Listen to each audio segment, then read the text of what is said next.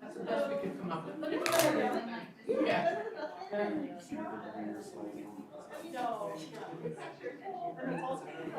yeah. Hi, Catherine. Question for you. If the diversity board wants to do some research into, things that Odell Berry did as mayor, or is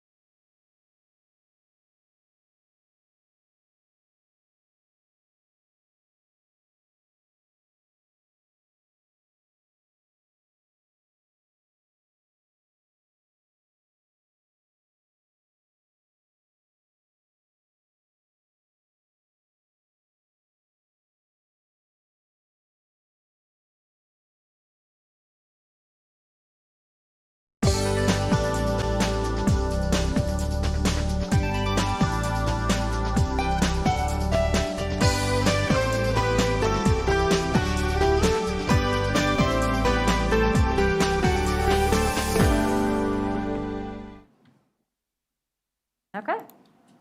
I will now call to order the study session meeting of November 1st, 2021. Members of the public are invited to attend in-person city council meetings in council chambers on the lower level of City Hall.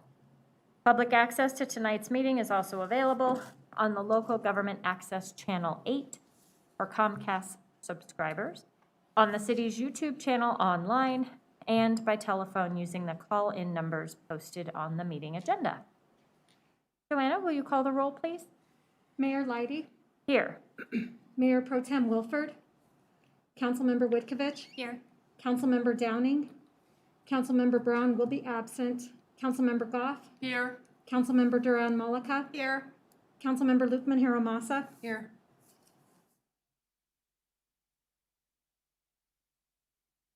Okay. We have 4 items on tonight's study session agenda. The first one, City Manager Guyer will introduce the CASA Letter of Understanding. Thank you, Mayor, and good evening, members of council. I'm happy to be here this evening to present a request from CASA, one of our community partners.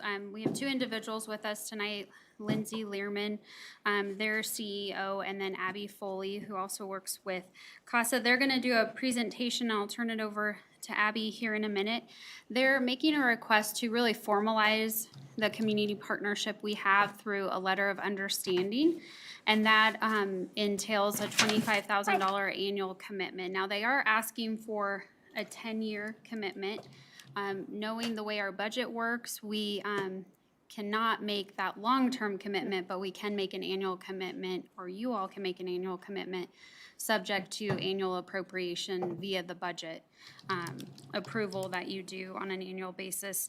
So I'll go ahead and turn it over to Abby. She can provide the background, and Lindsay can fill in information about their request. In your staff memorandum, we provided background in terms of what the city has provided in terms of funding to CASA. And then there's a unique component with their request as part of the letter of understanding, which involves having a staff member involved in volunteering. So we can dive more into those details and fill in that information. So with that, I'll go ahead and turn it over to Abby. Yes. Okay. I will get that going for you. Thank you so much. And you can just use the right clicker for that. Perfect. Well, hi everyone. Thank you so Hi. much for having us. My name is Abby Foley. I'm the Associate Development Director for CASA of Adams and Broomfield Counties. And here with me is Lindsay Learman. She's our Chief Executive Officer, and we are so excited to chat with you all today to give you an organizational update on CASA, talk about the impact of our CASA volunteers, and also discuss the letter of understanding that Ms. Geyer talked about. So with that, I want to give just a little bit of an overview of what CASA is and what we do.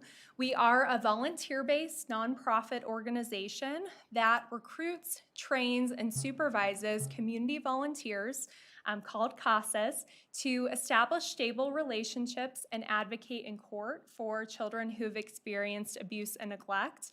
Our CASA volunteers are from all backgrounds and walks of life. There's no experience required to become a CASA volunteer, only age requirements and things like that.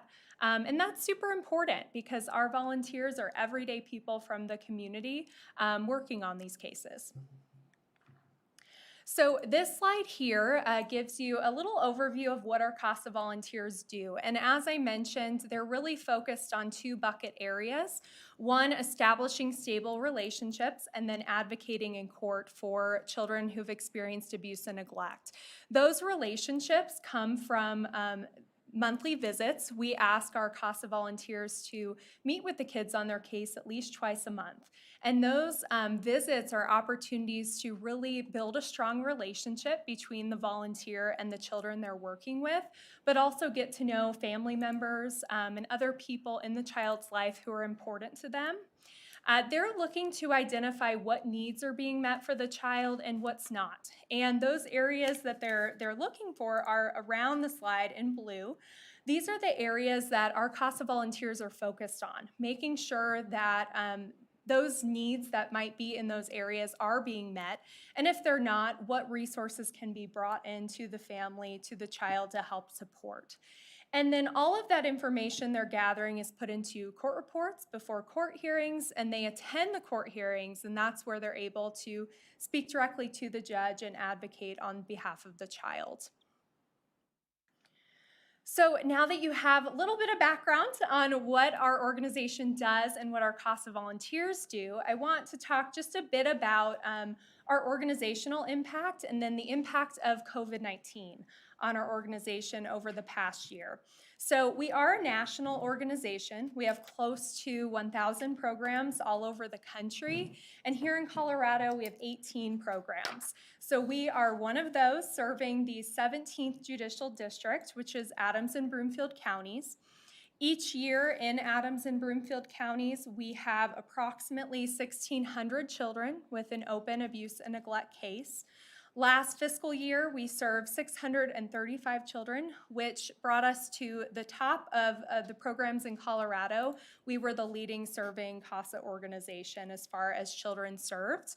We will dive a little deeper into the Northglenn numbers in a little bit, but wanted to give you that big picture.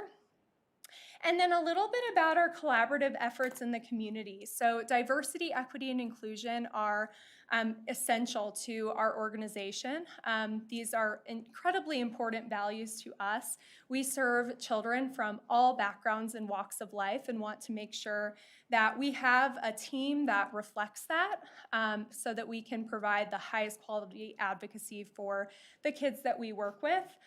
We are working with a consulting firm to help implement some DEI education, specifically cultural intelligence curriculum, and also to help with strategic planning as well. Rocky Mountain Partnership, Lindsay is a part of the Partnership Accountability Network, and we see this as a fantastic opportunity to collaborate with local leaders and organizations for collective impact. Tiny House Partnership with Adams 12 5-Star Foundation. This is something that we're beginning to explore and are really excited about the opportunity to partner with this for our CASA youth. And lastly, partnerships with local police departments. So we partner in a variety of ways with our local police departments. A couple examples of this, we recently met with Westminster Police Department to talk about other areas of collaboration between the police department and CASA. We just presented for Northglenn Citizens Police Academy, which was really exciting and cool opportunity. And then we also received funding from Thornton Police Department. So those are just a couple of ways that we partner with the police departments. And then lastly, our COVID-19 impact. So you may have heard that when the stay-at-home orders were first put into place, there was a decrease in the number of calls being made to the Child Abuse and Neglect Hotline. And part of this can be attributed to kids not being physically in school because teachers are often the ones making those reports of suspected abuse and neglect. In the entire year of 2020, there was about a 13% decrease in the number of calls being made to the hotline. On our end, as a local organization, we had to pivot pretty quickly. I think pivot was the word of the year. So really quickly, our CASA volunteers adapted to virtual meetings with their kids, not only continuing that relationship and doing things like playing games and getting really creative with Zoom interactions, but also making sure that those needs were still being met. So doing things like show me your muscles so that our volunteers could make sure that they are still looking healthy and getting what they need, going on scavenger hunts through their house to make sure that they have food in their cabinets and what the family needs. We pivoted our training classes to be virtual trainings, informational sessions the same. And then lastly, our fundraising events were impacted as well. We really had to make these look different.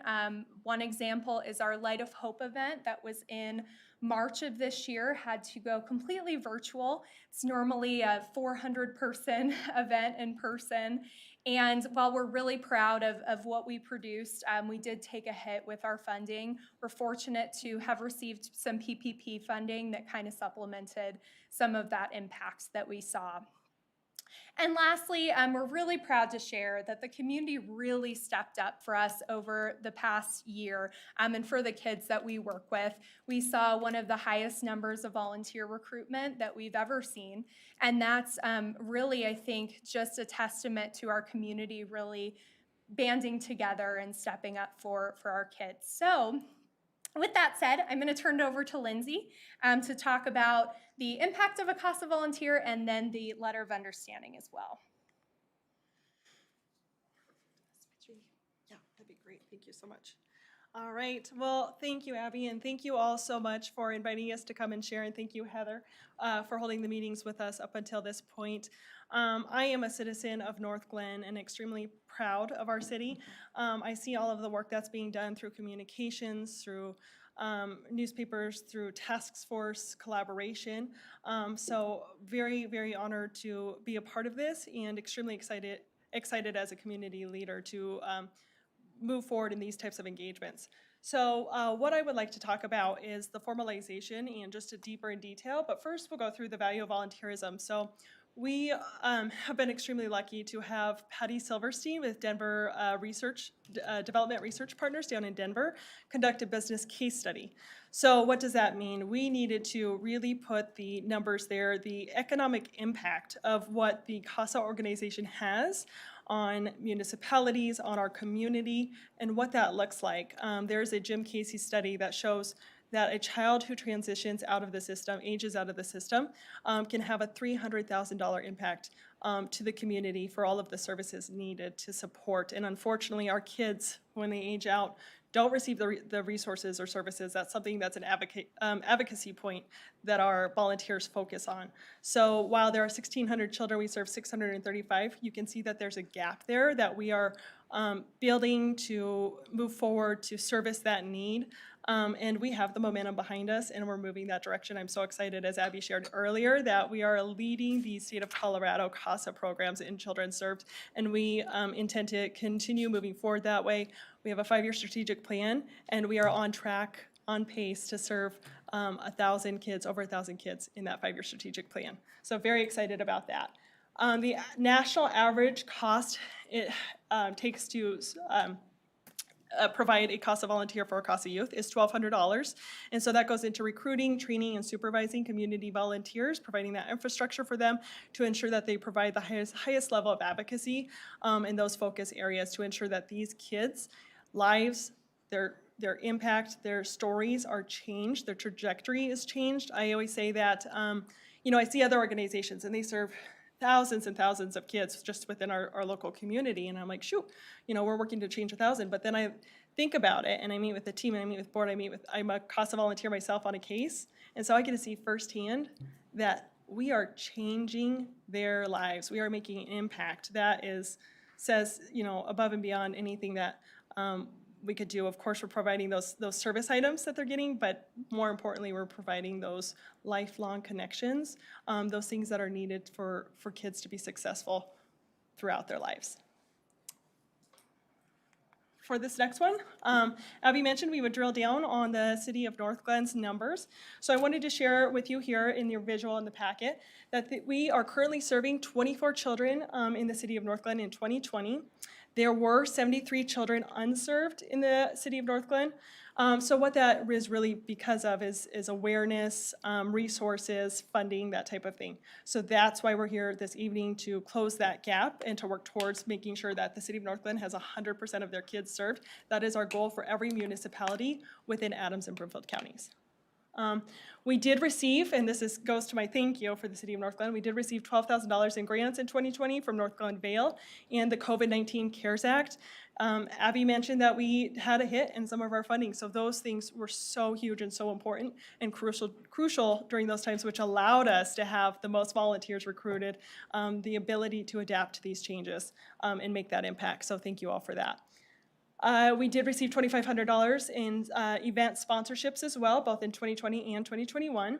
And then we do have 10 Northglenn residents who are CASA volunteers. So Heidi mentioned we are looking for staff within the city of Northglenn. However, residents are just as great. And so part of that commitment is really just based around communication to get awareness out there that CASA volunteers are needed. What is CASA? Making sure that people know that this is an opportunity that they can engage in, and that it's so, so important to their community. And so what we're hoping is we set a foundation of just recruiting one volunteer, but we hope that really translates through that communication as well. Am I pushing it? Oh, there we go. So as I summarized before, we just really need assistance in recruiting, spreading awareness, and raising more funds to serve these kids, and to fill that really gap in services as well.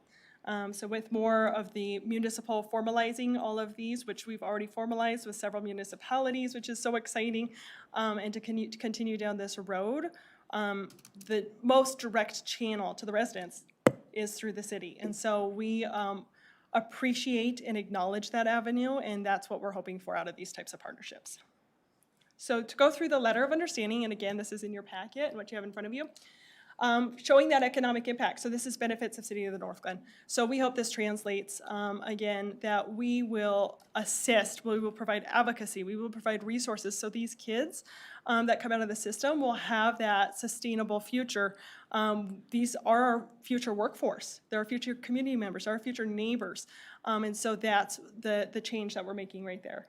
Being part of a regional coalition partnership. So as I said, we've formalized already with several municipalities. We're continuing. We have a partnership with Adams County, City and County of Broomfield as well. So we are going down, but just really lending credibility and scale. The other big piece of this, I think, is, as I mentioned, City of Northglenn is already doing so much and is putting that out there, which is phenomenal. But this is just another element of how the city is engaged and their focus on youth and the importance of our organization to the community. Recognition and promotion. So both parties will promote partnership and our CASA volunteer that's recruited. So this again, if the staff member isn't recruited, that's okay. We will also recognize all citizens who are volunteers. So that way there can be promotion out there. We work to ensure that we're doing the heavy lifting on our side. So we will write up the story, we will get all of the information pulled together, and then we send it over, and you can include that in your communications, in your newspapers, in your e-communication, whatever that looks like, social media, and you can put that there. Customized benefits, we understand that every city is different. There might be something that you guys think of where you're like, this would be amazing if we could do X, Y, Z. That's for you to outline and to let us know and for us to brainstorm together. So certainly let us know if you have any ideas. And then City of Northglenn commitment, reinstating, recruit at least one CASA volunteer, increase financial support, so that's why we're here this evening, again, is asking for that as well. And then communication and networking, so communicating it out there, but in addition, you all know your businesses within the community, those with a philanthropic, like-minded commitment to the community, we would love for that introduction to happen so we can get, in addition to municipal connection and collaboration, we're doing that with private businesses as well. So getting into the employee base and letting them know that this is an opportunity for them as well. And that wraps up, so I'd like to take this opportunity to open it to the floor and hear any questions, field any questions, just anything I can answer additionally. Councilmember Duran Malika. Awesome, thank you so much. So, you know, I really appreciate the work you guys do. So just the perspective that I'm coming at this is because I know of CASA kind of superficially, but I don't know like the details of your organization and all of the great work that you do. So I'm gonna put that on top. I am on the Ralston House board, and so I do very much know and understand the work that they do and how important it is. So in my mind, I'm aligning you guys together. So maybe I'm wrong in that, but it seems like you guys are serving, you know, the 17th Judicial, which works the same. And so I guess my question is, and maybe this is a Heather question, is so currently you're getting money through the Vail board, right? Heather, can you explain to me how that funding stream works for Vail? And then how does that money go to things like CASA and the Ralston House? Do they always have to apply to it every year? Does, the board have discretion on who they fund and not? And then would this letter of understanding change the way that money would flow? So I'll start with the latter part of your Okay. question. It could. Their ask is in addition to what they currently receive from the Vail Board. Okay. And Councilmember Witkevich is on the Vail Board. Yeah. So would you like to talk, Ashley, specifically about your process that Yeah. you go through? Yeah, and- sure. So we open it up every year for applications. Okay. And we kind of make the decision based on how much money we have, whether or not we're going to open up that process. And so I think it was last year. Was it last year or possibly the year before? Yeah, in 2020, it didn't. Yeah, I'm a little confused because this chart has funding for 2020, but I don't believe that we heard any grant requests that year. But so anybody can apply and ask for however much. Ralston House always asks for $25,000, and thankfully this year we were able to fund everybody. Only 4 organizations sent in requests, so we were able to fund them all. And then we still kind of have a big chunk of money in our account for next year. So Okay. we collect money through, there's a part of speeding tickets, so that goes into our accounts. And so, last year, we just weren't making a whole lot of money, and we just didn't really have a whole lot to give. But anybody can apply, and anybody can ask for any amount of money. I'd like Heather to kind of explain, I don't think it all comes from speeding tickets, does it? Do you know? That off the top of my head, probably not the best to speak to that. I apologize. I should be, I apologize. I was just looking that up, but there's a portion of proceeds that come from, what comes through the municipal court, to give it a general Okay.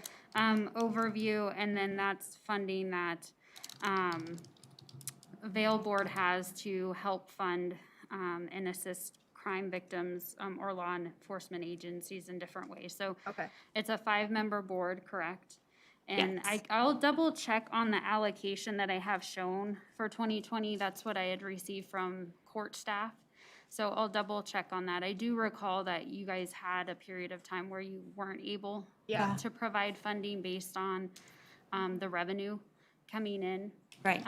from municipal court fines. So I can double check on that, but So I guess my next question is, so just to clarify that point, so we're not giving general fund dollars to the Vail Board to distribute? It's all coming from other sources? it's general fund revenue that's appropriated, but. Appropriated, okay.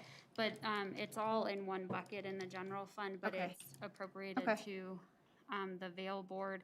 And so this funding request of $25,000 would be in addition and just generally from general fund revenue. Okay, so one of the things that I'm just kind of thinking, and, we'll see where the rest of council is, but, Ralston House gets 25,000 annually from the Vail Board. And, I don't know if you guys just kind of earmark it for Ralston House, or how you guys kind of decide that, if you want to speak to Well, that. I can speak to that. It depends on how many grants we get. There have been Okay. years where we've not been able to fully fund everybody, every request. Oh, okay. And I don't know if you recall that from the Ralston Yeah, House Board, it- but, It hit them hard. Yeah. Unfortunately, sometimes, we have to make that tough decision if we want to, fund a little bit of everybody's ask or, not fund somebody. That's a really tough decision.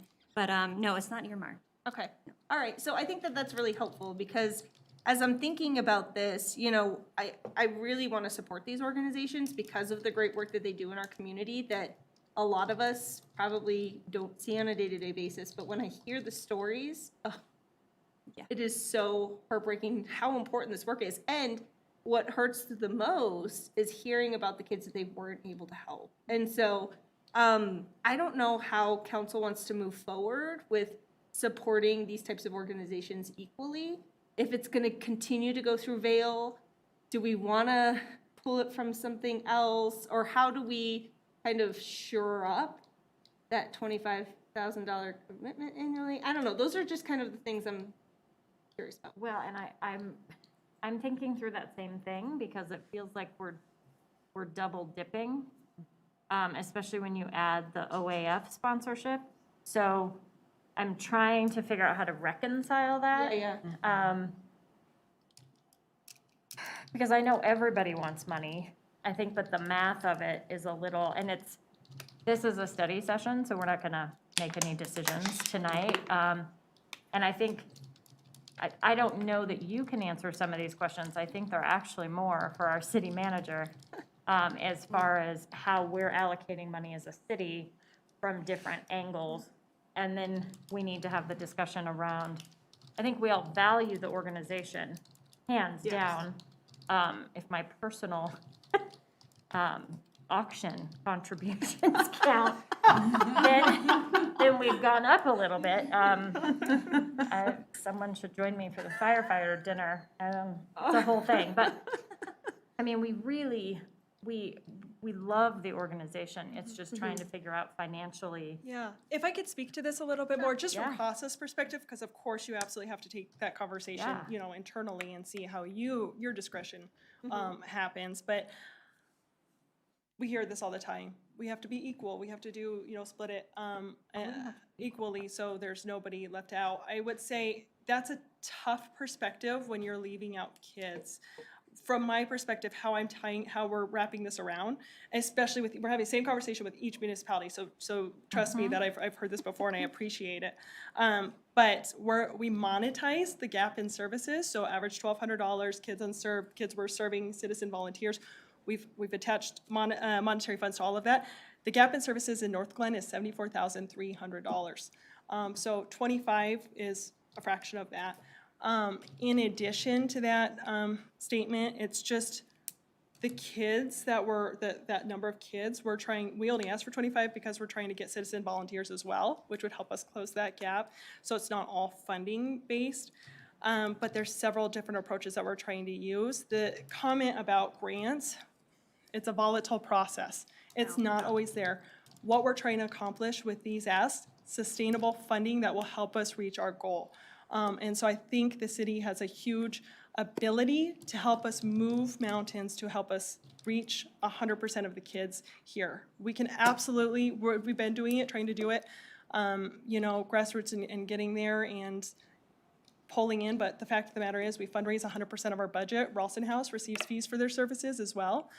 We don't. So big differences. It's hard to compare apples to apples between organizations because it's simply not there. So I hope that you look at this, look at the kids within the services we're providing for the kids within the city, and looking at it through that lens as well, because it's just so hard to put us into a bowl with everybody. And I am not saying that everyone should get the same. That doesn't make sense. I totally agree with what you said. I'm just looking at how our budget is breaking out. I mean, that makes sense. If we're giving, you know, 5,000 this direction and 8,000 this direction and 25,000, and essentially it's all coming from our budget. Sure. We just have to reconcile that, is all I'm saying. Yeah, and that makes sense. That makes sense too. And we do ask, just so again, one more little piece is that we do ask, the clarification that Heather made is this is above and beyond that other funding is because it's not guaranteed, but we do that with all municipalities. So Abby mentioned we receive police funding from City of Thornton. That ask is separate from that. Just because things aren't always guaranteed, we're hoping that this piece is the guaranteed piece. And the other ones are just helping us get closer to closing that gap in services so that, you know, 8 and that 2,500, in addition to the 25,000, gets us closer to 75,000. That's the gap in services. So I hope that helped out a little bit for my. Mayor Pro Tem Wolford. Thank you, Madam Mayor. I think a lot of my questions are pretty similar to some that you've already heard, so I'll kind of skip ahead. Okay. Can you talk to me more about how you all got to the $25,000 ask? Yeah, absolutely. It's about 30% of the gap in services. And so we do that. We monetize it all with the other, like similarly we do it with amongst all the other municipalities. And that's how we find it. So we monetize it all out, as I mentioned, with citizen volunteers. We monetize that with 1,200. The children amount unserved, we take those and we subtract the children being served, and then that's how we find the gap in services, and then we take 30% of that, and then we build it into the 5-year strategic plan that we have outlined, and see how each municipality can help us close the gap and work closer to getting all of the kids served by the end of that. It's not by the end of the 5-year strategic plan, but it will be within the next year or two.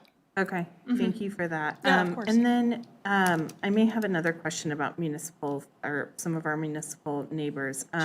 You mentioned in your presentation that there were 73 children that were not served. Can you tell me, like, what happened to them? Were they just not served because there was a lack of funding? Were they not served because there was a lack of volunteers? Both. Where did they go? Yeah, no, that's an excellent question. So both. It's lack of funding, lack of volunteers. I always say my dream is to have a volunteer line out the door waiting for cases rather than it flipped and cases waiting for volunteers, because that's something that we, hurts, especially me being a volunteer on a case and seeing what's going on real time. It's hard to see that gap. But how we prioritize cases, so the shelter hearing is where the case originates, so that's how we identify the number. We get it from the courts.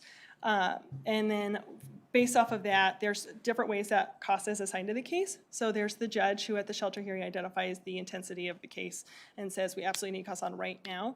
Otherwise, he assigns the CASA organization, and we attend each shelter hearing, so we see what's going on within the case. We identify if this is a high priority, priority where that falls into our line.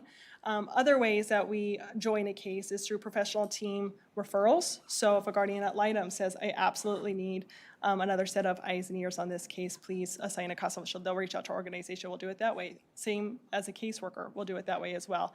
So that 73 number is due to lack of resources, lack of funding, and lack of volunteers. And that's what we're trying to accomplish with these partnerships. Okay. And what percentage of your budget comes from local governments? Or like if all of your asks were to come through, what percentage of your budget If they were to was- come through, it would kick it up. I would say currently it's about 5 to 6%. We do major fundraising, so majority of it is through our fundraising. We have about a third that comes through fundraising events, about a third that comes through individual donations, and then about a third that comes through grantors, and then of the grantors, that's where it kind of breaks off into local municipal partnerships, and that's, I would say, about, like I said, 5 to 6%. Okay.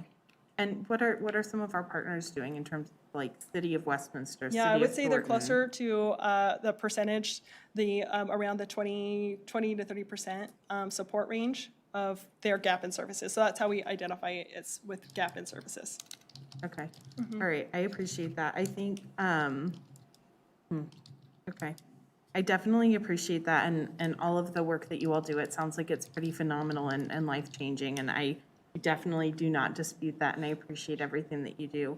I think the major question that I'm kind of sitting with is the one that was expressed earlier, and it's more of this kind of process discussion for council in terms of how do we fund everything? Because in addition to, support for our kids, there's also a lot of support needed for our seniors and other members across our community. And so I'm just, I think about Food for Hope, and I think about Senior Hub, and I think about all of these really incredible organizations. Absolutely. And the reality that as a local government, we can't fund every single one of them. And so I think what I'm kind of wrestling with is, what is an appropriate use of funds, what is the limit that we're funding, because we can't fund everybody. That makes sense, and prioritization is so important. So I mean, of course, you have to decide where your prioritization lies, and that is totally respectable, and I think everybody understands that in the nonprofit world. That, Yeah, yeah. It's based off of where the focus is and where the need is. And so I guess the kind of final question I'll just ask is, are you thinking that if we do commit to this $25,000 annually, that you'll still apply for Vail funding and still seek other, Yeah. I guess, funding or partnerships, or sponsorships for events? Yeah, we absolutely would. That would absolutely continue on the same trajectory as it is. Again, there's a $75,000 gap, so this $25,000 is just a small percentage of that, and we're looking at it with every individual municipality. So that would, we would absolutely still ask for those items. Okay. Good I question. appreciate the directness there. Yeah. I just think that philosophical question is something that we're probably not going to answer tonight, so. Sure. Okay, thank you. Councilmember Whitfield. Thanks, Mayor. And kind of to tie off of what Mayor Pro Tem just said, will you continue to ask for the 8,000, or how come you guys never asked for more than 8,000? That's a great question, and I think that's up to our grantor about analyzing what she feels we might, if we ask for too much, she feels like we might get declined completely. That's the game, the delicate game you play with grantors. You can ask yourself out of funding completely.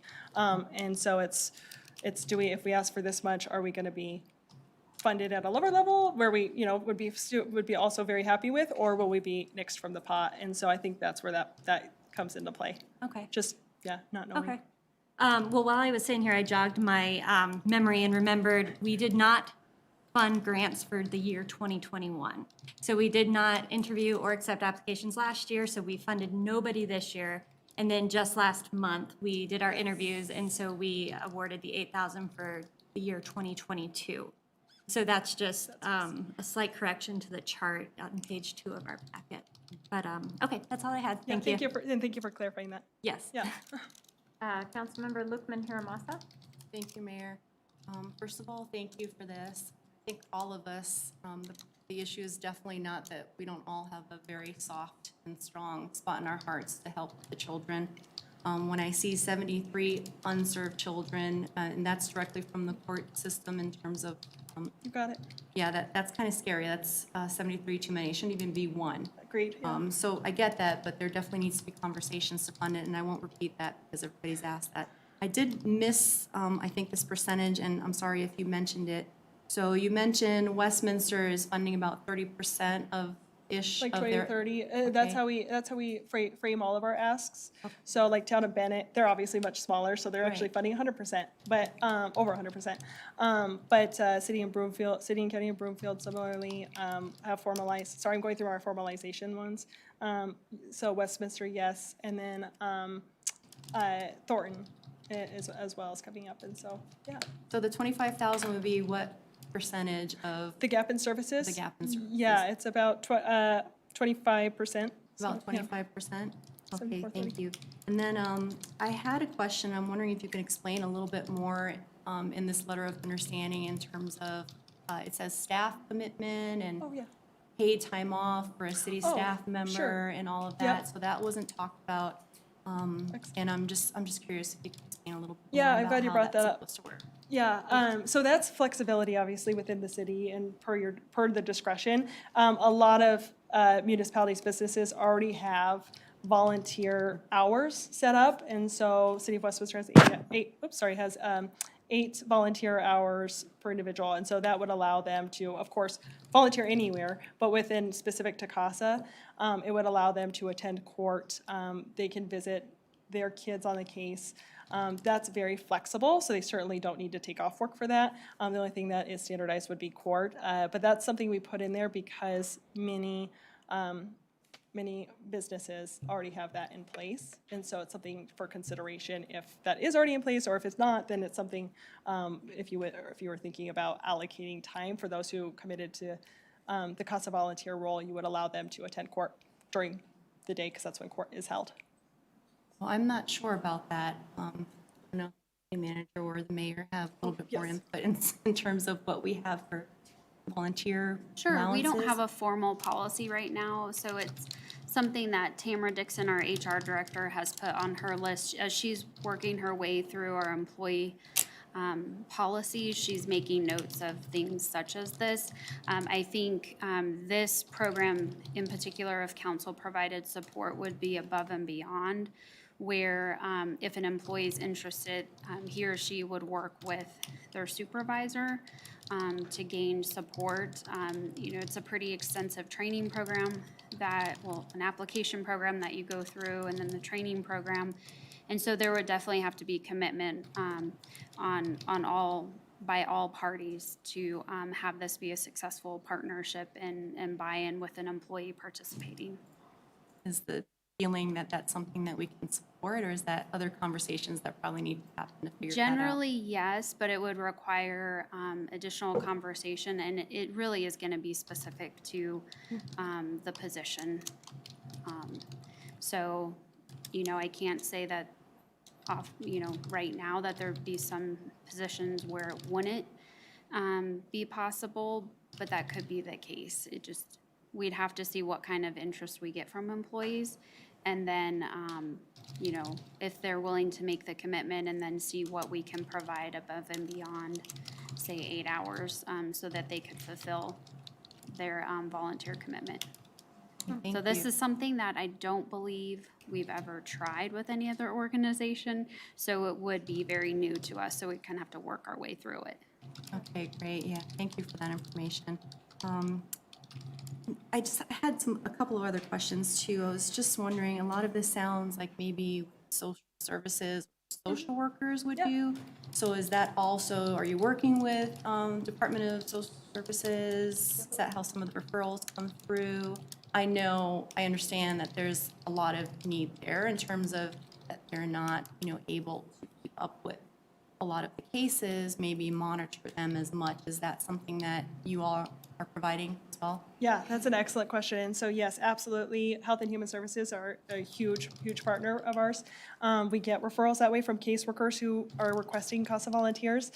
We are a part of the professional team, but where the difference in where you just mentioned caseworkers have several kids, several cases, CASA volunteers are dedicated to one case, one family with kids. And so that's where we bring in just that dedicated time and that dedicated focus and advocacy for these kids. We are an extension and additional support. So excellent question. Okay, great. I only have one more quick question, and then I'll be able to answer it. So you mentioned collaboration with the police department, and we have a Community Co-Production Policing Advisory Board, and I know that's probably something that maybe you may be slated to present to later on, but what would that kind of collaboration look like? And that would be my last question. Yeah, no, that's excellent. And we do have other presentations. Abby's scheduling those. So do you want to field that question, or would you like me to? I think that's something that we've talked to Ms. Geyer about potentially presenting to that board. It's not something that we've scheduled as of yet, but we're always looking to present to any group we can to really spread that awareness that we've talked about is so important. Thank you. Councilmember Goff? Oh, thank you. I don't really have any questions because they've already all been asked. I just did want to say thank you for the work you do and for this presentation. I feel like it's kind of a tragedy and sort of embarrassing even that our funding for this is so much behind what the need is. The gap there is huge. So I hope that there is some way that we can figure out to do this or something like this to give your group support. Thank you. I don't see any more hands. Heather, I don't know as far as the study session goes. I don't believe we're in a place to make a formal recommendation. I think there's more information that needs to come to us, but I think it's less from CASA. So thank you so much for coming. That presentation was very thorough and very helpful. But I think we need to have a conversation about all the other organizations and who gets what and where the funding comes from. And so I think it's separate. So we don't have an answer for you tonight. And we'll just get together and figure out when we can pull those numbers together. Okay, would council like to provide me with specific direction? Do you want to focus, do you want to look at OAF bucket of money? Do you want to look at Vail Board think it's bucket all of of money? it. All of it? It's all of it. Direction is to come back to you with greater detail about what organizations have been funded and at what level? Yeah. Okay. Yeah. And what other types of organizations? I think OAF is going to bring, you're going to have a lot of other names coming to us from OAF for sure. But to Mayor Pro Tem's point, there is going to be an element of, Northglenn did that with CASA, and then everyone's hand's going to go up, and we need to be prepared for that. Right. And to have a deeper conversation about it. Okay, that sounds good. I will look at the tentative future agendas. This may be something that, if we can bring it back before the end of the year, I'll try, but I'm not sure that we can. So it may be That makes after sense. the first of the year. Okay. Yep. Thanks. Thank you. Thank you for being here. Thank you all so much again. You all had fantastic questions, and I really appreciate the conversation, discussion, and even the consideration. So thank Great. you all so much, and have a great evening. Thank you. Thank you.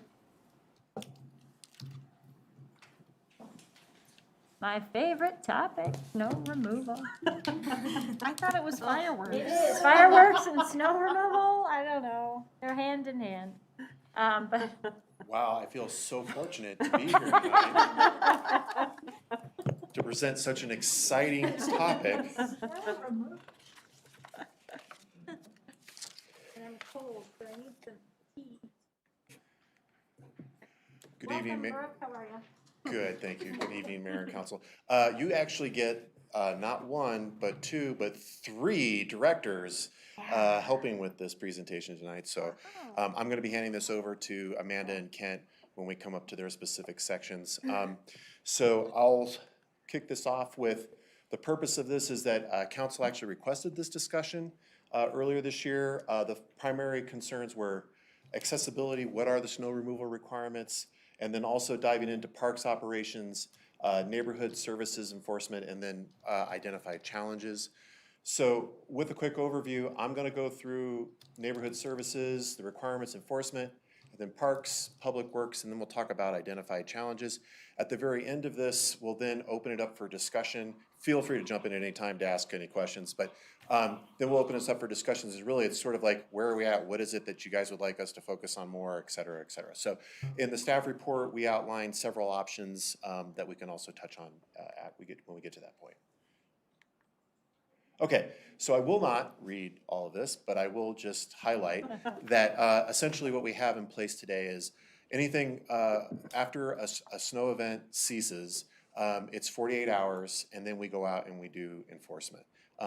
In some instances, especially in the spring, we have caveat here on the second bullet that if it freezes up and it's impenetrable, as long as they make accommodations to make it safer with sand and salt, we will consider that as well. So that's essentially what that's talking about. Here we have a definition of what a sidewalk is, and then on the left side, the right side of the column here, this just sort of is a quick walkthrough of what we do from an enforcement process. We don't issue a notice until after 48 hours. We follow the standard enforcement procedures, which is proactive and also complaint-based. So we go out there, and typically our officers know their wards well enough that they know where the problem spots are. We have a lot of north-facing sections where they don't get ice, and it's heavily, like with the housing subdivision developments, we know where the blocks of ice are, and we also hear it from the residents as well. So, Brooke, can I interrupt you? I'm so sorry. So I want to make sure I'm in the right place. yeah.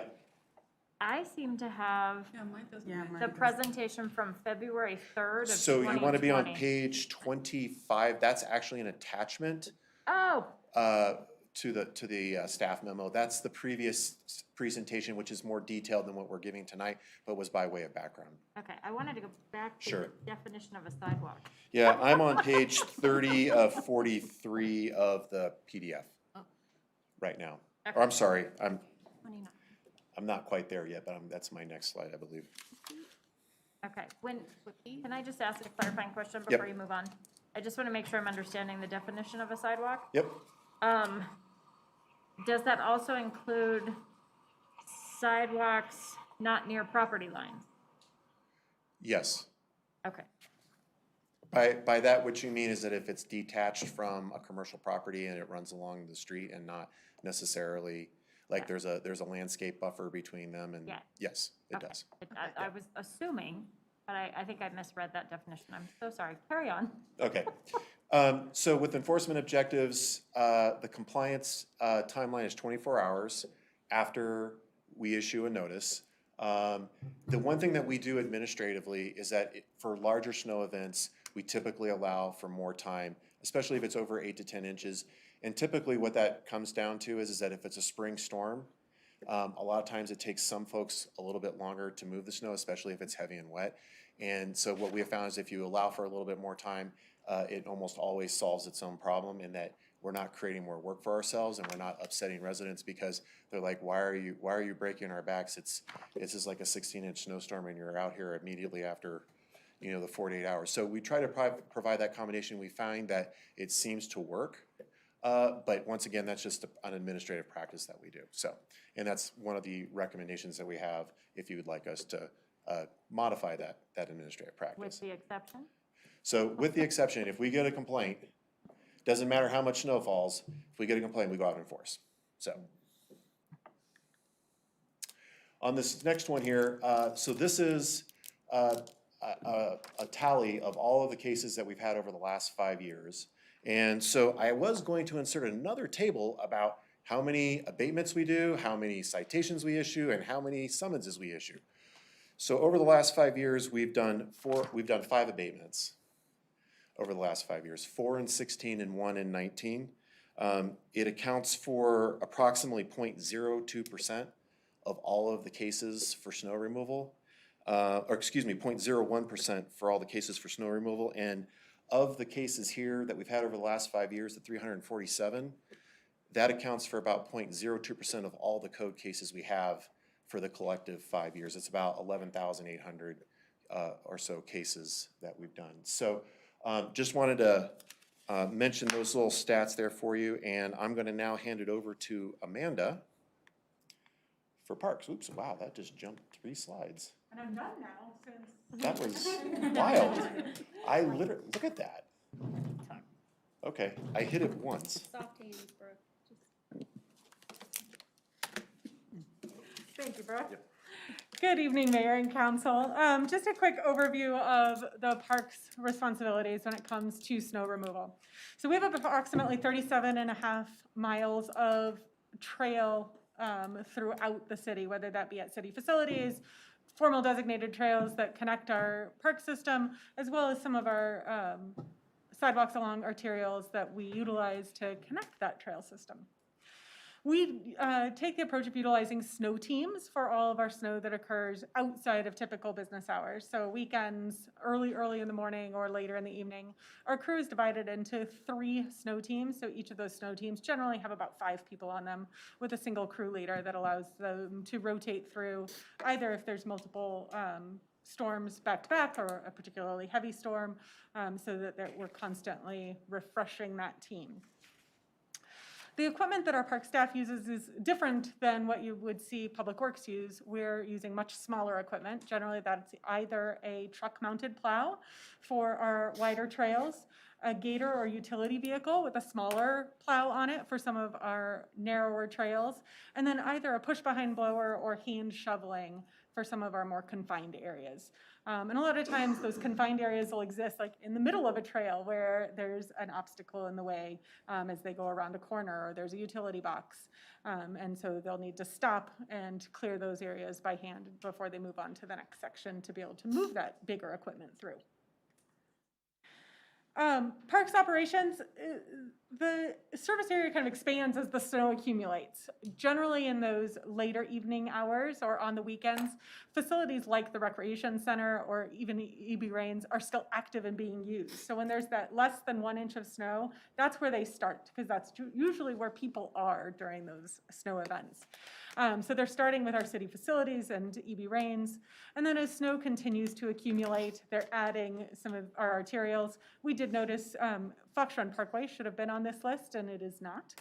It is inadvertently on the next list. Yeah, it is.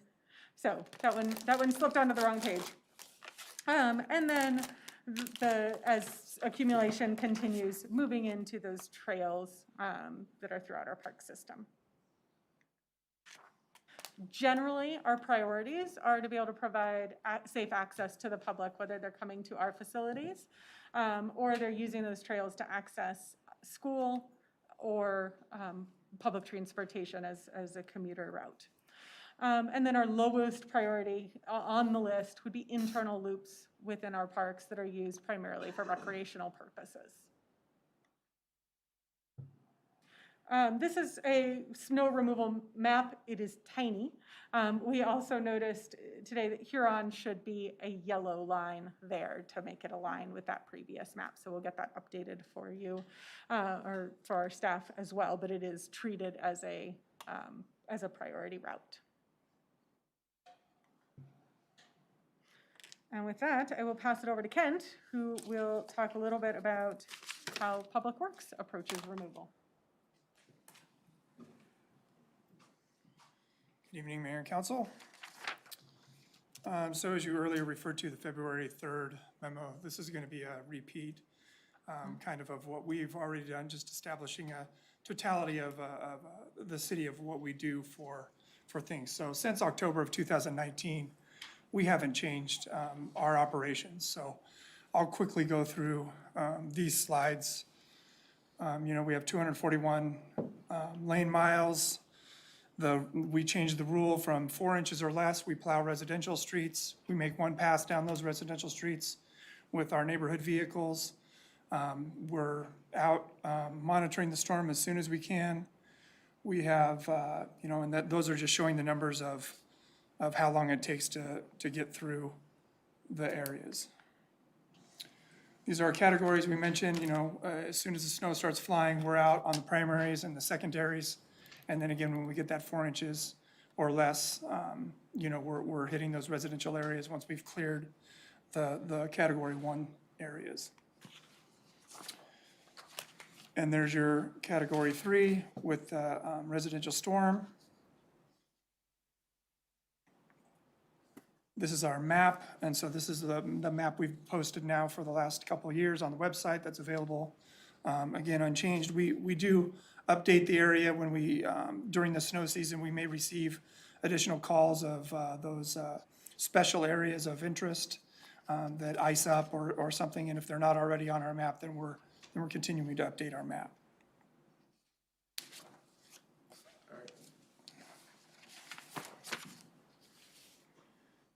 I'm going to be delicate with the room. All right, so here are some identified challenges, and I was going to jump in on this when we were talking about the abatement slide, is that what we normally see happen is when we have less than 48-hour breaks between storms, and then we get another accumulating event.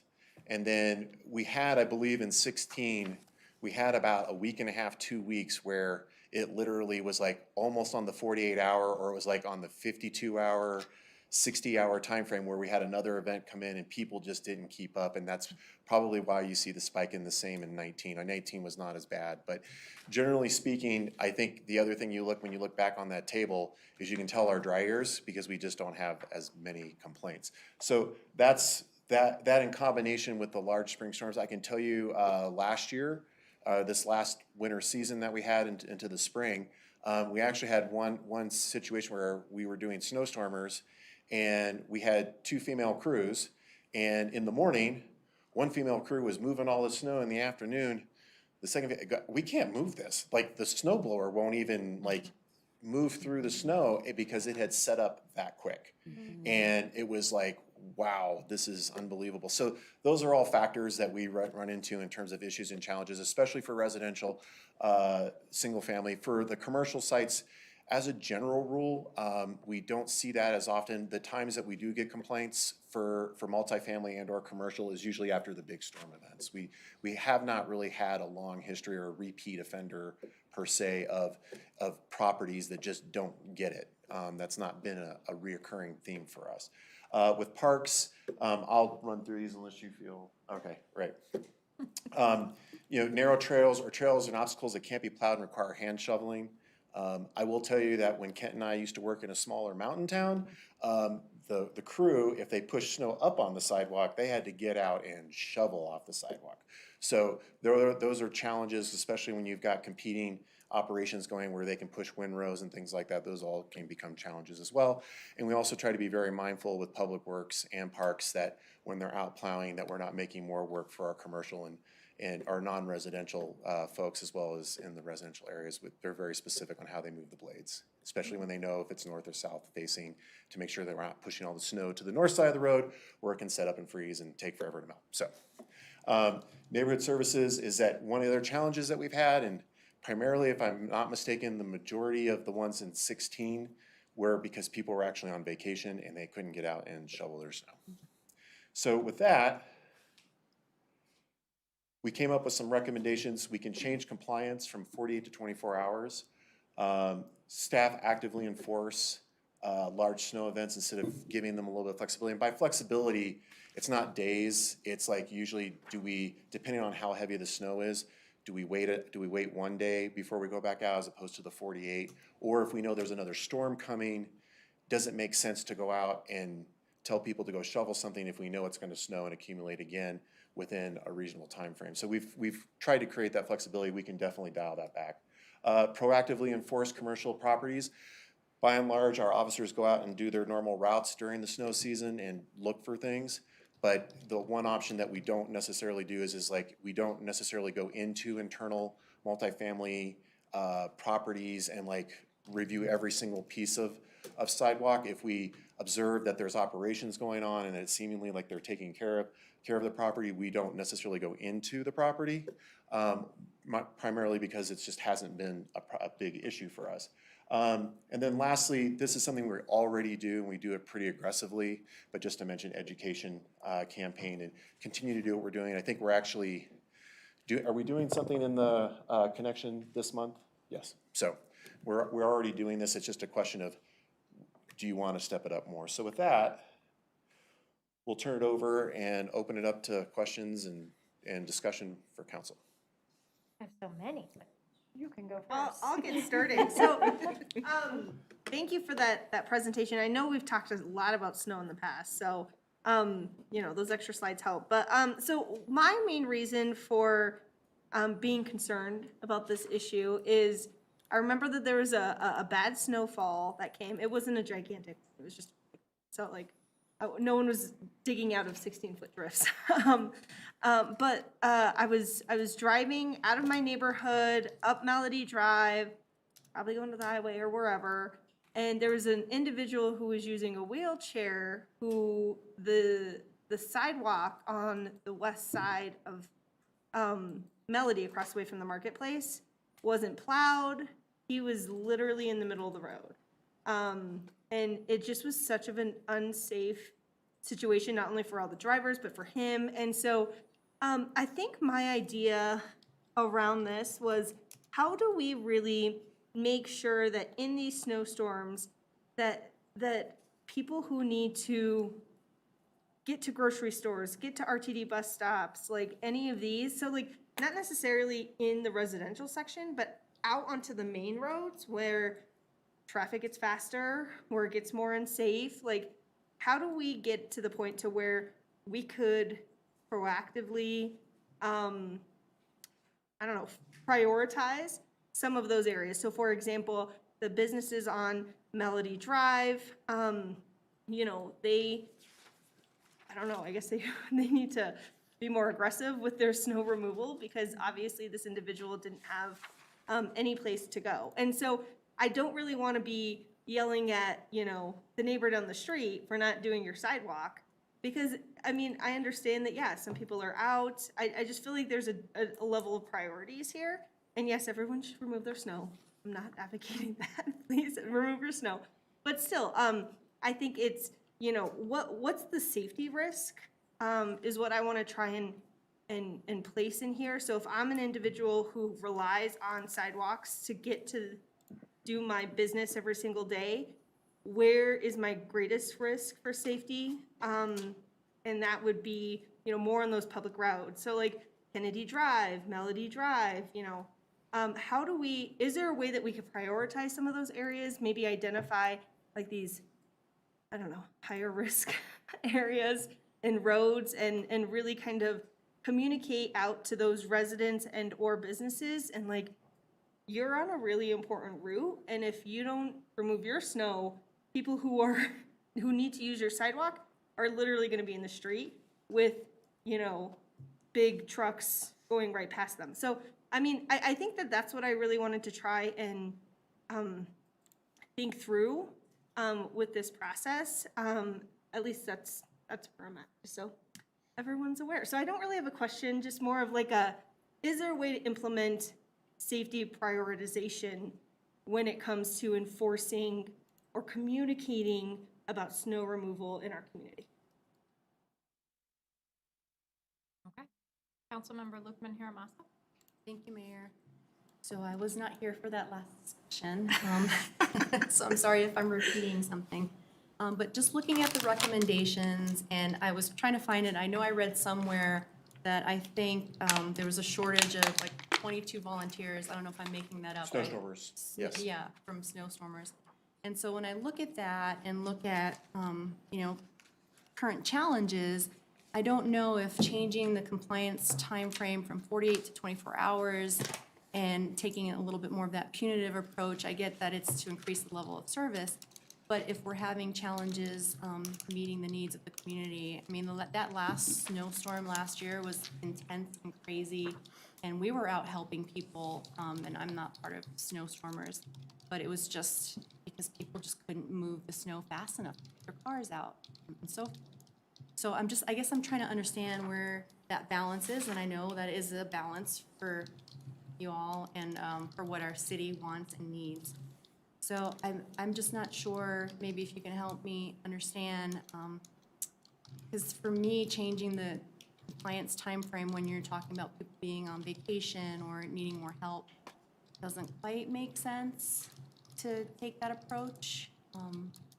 Yeah, I don't know that there is a one-size-fits-all or right answer to this conversation, as much as these are options that we can put out on the table for you guys to react to and go from there.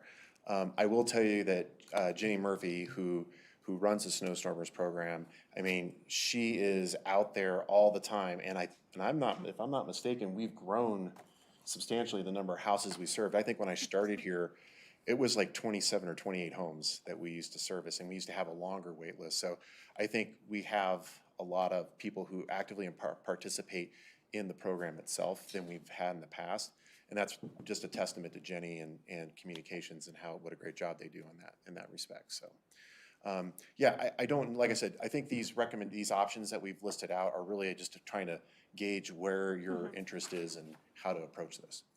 Yeah, I think that I get that, I understand. I guess part of it, I'm in big support of education, so, and even, trying to get more volunteers if that's what's needed to help, people who can't get their snow removed in time. Thank you. Mayor Pro Tem Wolford. Thank you, Madam Mayor. Man, it's a loaded conversation.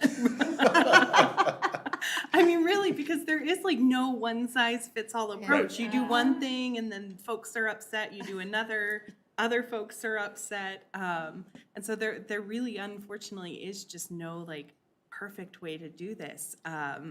But it's interesting because I live on a street where there is an individual that uses a wheelchair. And so getting those streets cleared out is definitely a priority. But I guess the piece that I'm really interested in are, I don't know if I'm gonna use the right term, so just go with it. You'll probably be able to put the right word in there somewhere. They're kind of like the end caps to sidewalks. Like when you're going down a sidewalk and you get to the corner, right? And like there's some sort of like handicap accessible, like small ramp or something. Yep.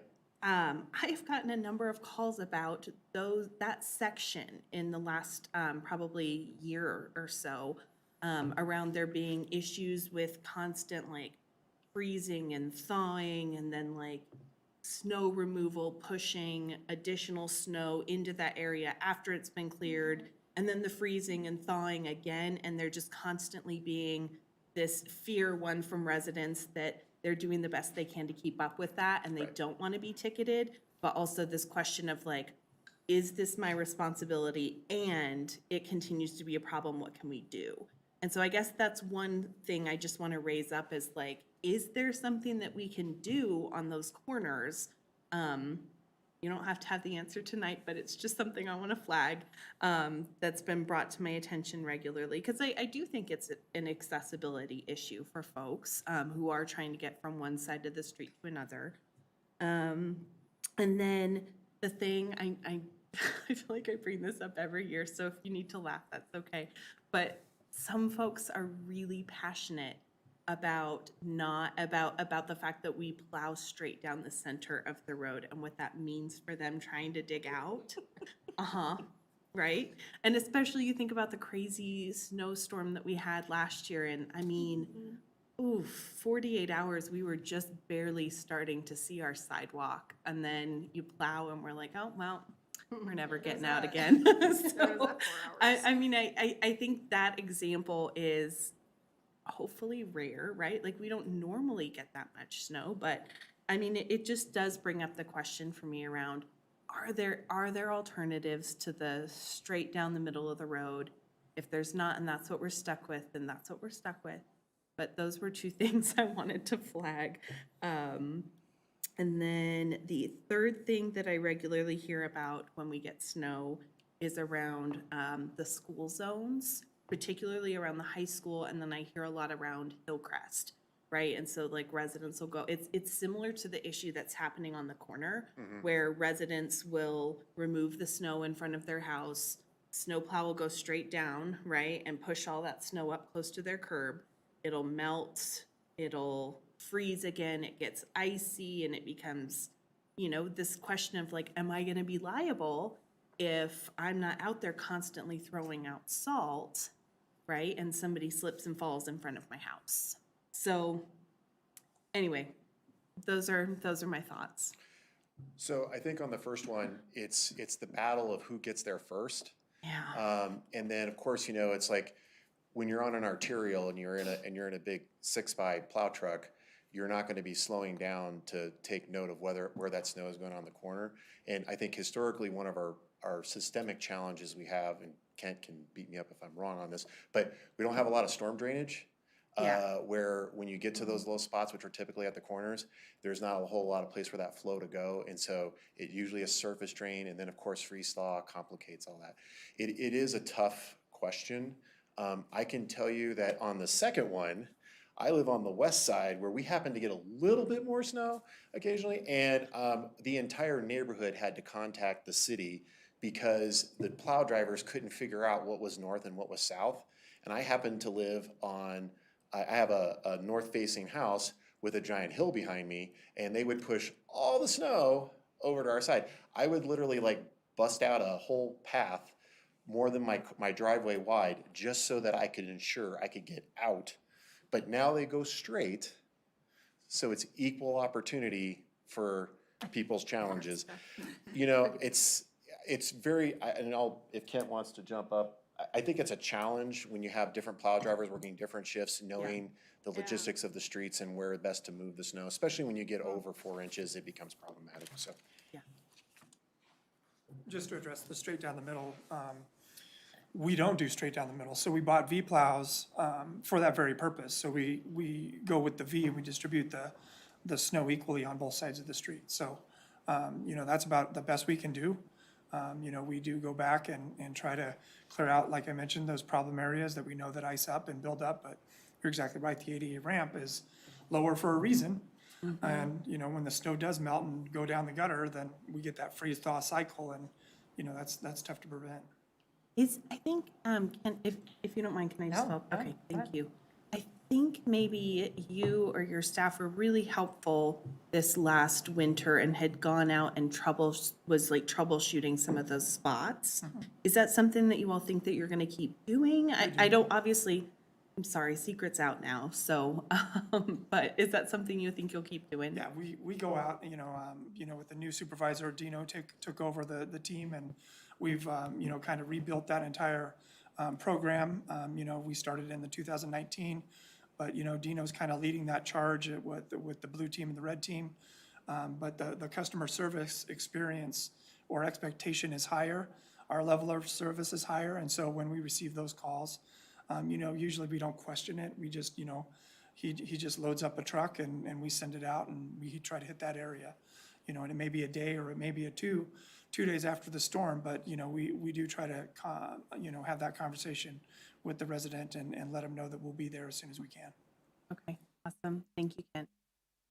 I have all my questions. Okay, Well, so. I think you still have your third question there, He's seriously not gonna which let is me the talk. liability aspect that you had, is like, I think that part of the challenge that we all run into, especially when you're around the school zones, is that the school services have different operations, and so there's always this battle of things getting pushed out into the street, and then when you get the heavy traffic, it gets packed down, it becomes problematic. As a general rule of thumb, when we look at it from a code enforcement standpoint, we're really out there to sort of help people help themselves and trying to figure out what's the best solution for them to work through those challenges. And we don't, like I said, as you can see from that slide, snow removal has not been a huge problem in terms of non-compliance. And like I said, you know, it's like 99.998% comply when we do reach out to them. So we've never really looked at that. I think there's always the challenge of, you know, what is the implied liability, but I have not heard a lot of issues surrounding that in and of itself. At least we haven't in my tenure being here. I don't know if historically if that's been different, but by and large, it hasn't been like someone slips and falls and then we get a claim. We do have a requirement. You know, that's the reason why we have the residential standard, you know, to remove your snow on the sidewalk, and where we define that is to help identify what that potential implied liability can be. Can I ask a really fast call? I promise it'll be mostly fast. Okay, is there ever a scenario in which we could do, like, leave the 48 for residential and, like, commercial properties have to do 24? I mean, we can definitely look at that. Would it be too much of a headache for you all to implement? Because like, from an enforcement standpoint, I think the challenge that we see is the practicality. And once again, it's not an issue of not being able to do it. It's a question of, if you know that there's another storm coming in 48 hours and you're going to tell one part of the community to go and remove it when you know that there's another storm coming, it's kind of like, because that's where we try to remain flexible, because we understand that, you know, we can't manage Mother Nature, we can only react to it. So, but yeah. One thing to consider also is, you know, what message would we send if we, you know, create, in an effort to, you know, create greater safety in commercial areas, by prioritizing, saying you have to plow or you have to shovel within 24 hours, but residential, there's an unequalness in my mind in terms of that overall message of safety that we're sending. I think that if it would make marketing a bit more difficult, in the sense of, you know, not only to what Brooke mentioned, but I mean, safety as a whole in our community, getting out and shoveling and plowing is a priority. We increased our level of service with our roads, and we get on top of things in terms of our trails and sidewalks and our parks. So, you know, I don't want to be in a position necessarily where, you know, we're trying to explain to residents who are using those areas of, yeah, there's a 24-hour requirement for commercial areas, but then if you travel throughout our city, our commercial areas blend into our residential areas. So trying to think about the individual that Julie mentions as an example, if you're going up Melody Drive and say that individual lives in your neighborhood, I don't know for a fact that that's the case, but you're going from a commercial then to a residential area, and then you'd have two different standards. So I bring that up as a concern of mine because I think that'll create some challenges for us. Not that it's not doable, but just think through that. I would add to that one of the things that we don't do now that we could do is we could go out and just see how they're being maintained within that time period. Because honestly, you know, most of the like marketplace and the other retail centers, those guys are out at the crack of dawn. And I think some of those challenges is that if there's an ongoing weather event, they're out there removing snow regardless. And then if it piles up later, then they come back, they have to, those service companies that they contract with come back at a later time.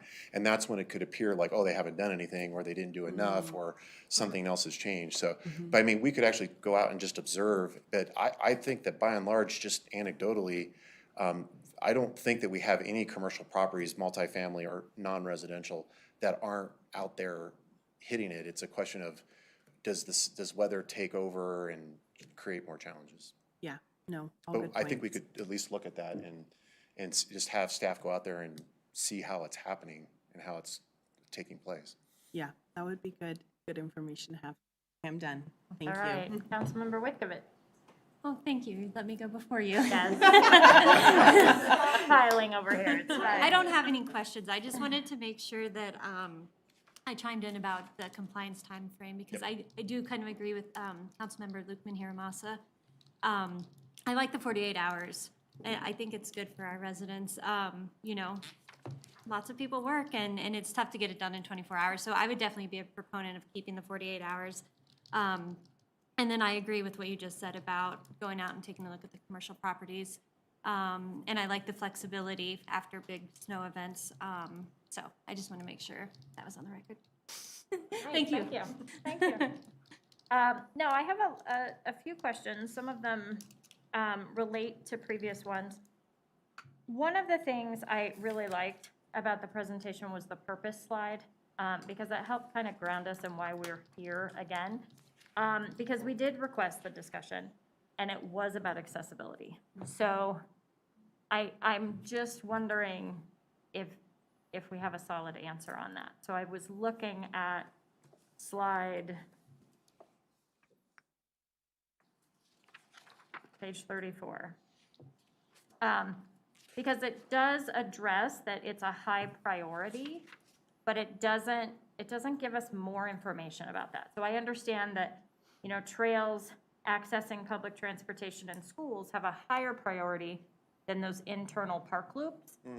But can you speak to what the timing of that is and what that means? Does it just fall under the 48 hours? Does it mirror the priorities that Kent has on the roads? Like, how does that work? So are you talking about, Or Amanda's behind you. I'm trying to get to the right side. That's okay. You're close. You're It's close. on the trail, the map. It's the next one. So, I mean, it just talks about the prioritization, which it sounds like you've done, but is there a time frame for the prioritization? So yes, we generally aim to reach that 24-hour mark after the snow has stopped falling. We do Okay. have the 48 hours. We try not to need all of it. We Okay. do at times, but we aim for the 24 hours. Again, prioritizing those based on this map, with the exception of that Huron Street that should be yellow, as Got hitting it. those routes Okay. first, and then moving from there to our I shouldn't say less utilized, but they're not on our arterial streets, so it changes the use for those trails that are off the street. Okay, so would there be, like, has this changed, or would there be changes made based on the light rail station on York Street?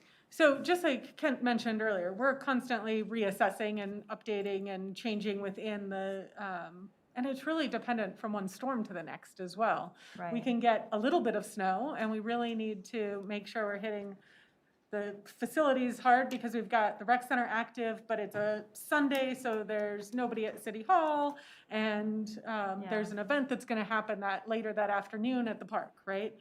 That's gonna look different than it might look on a Monday evening as we prepare for Tuesday, or if City Hall Okay. is still has staff in it and people coming for a city council meeting.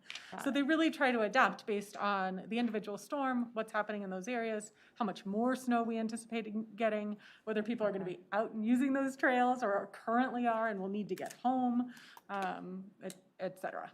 Okay. Does that And- help? Does this plan line up with Thornton and Westminster? Does it match what they're doing?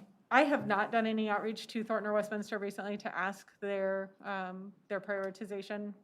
We could find that out, but I think I'm not it'd be aware of it. interesting, because I know Kent's right Kent did behind it with roads, so I just wondered with some of these sidewalks if they match. We're extremely more aggressive than our surrounding communities in the Okay. roads. In roads, I knew that, so I was looking at this, the trail, like the sidewalk one, Amanda? So we can ask that question. I have not asked that of our neighbors. Okay. Because I was looking at like 120th and 104th, we're good on one side. Well, and when we say we're good on one side, so depending on. It's the side we're responsible for. Correct. Yeah, I know. Part of that, Okay. there's businesses or residential Absolutely. properties that are responsible. Okay. Yeah, I was just, that would be interesting to know, as if those overlay maps supported residents in a similar fashion. I am seeing a little bit of similarity between the mowing conversation, right? Shoveling and mowing is similar. Do you feel like there's any similarities as far as staffing concerns or being understaffed in that season? Like, how is that feeling for you? So again, I think it depends on the season. We don't depend on seasonals during the time of year we usually get snow. So Okay. we don't have as much variability in our staffing. So we Okay. generally have, as long as we're full staffed with our are year-round, full-time employees, they're all responsible for snow removal at some point, whether that be during their typical day or being a part of one of those snow crews that are called in for evenings or weekends on a rotating schedule. Anytime there's a large, very large storm or back-to-back storms where we're seeing that weather shift during the day where we get just enough melting that the snow doesn't move away, but melts and then refreezes at night. Or we see snow that's happening back-to-back before that 48-hour period has gotten there. Or we're seeing those late spring storms where sometimes we're needing to clear trees or fallen branches in between as well. Those things all slow us down, but that doesn't necessarily, it's harder to predict how Mother Nature is going to react. Okay. And I appreciate that the roads were a part of this presentation, but if, again, going back to the purpose slide, I don't think it was what we had asked, because we did have a presentation recently. And I think I'm looking forward to the new data to see if the changes that were made based on the residential survey, if residents are feeling that, right? We've got some anecdotal data, but I'm looking forward to the results, and hopefully there'll be a similar question that will help us progress monitor that work. So, but that didn't seem to be the question. I think it was more about the sidewalks, whether it's our sidewalks that residents are managing or they're the park sidewalks throughout the city and that accessibility piece.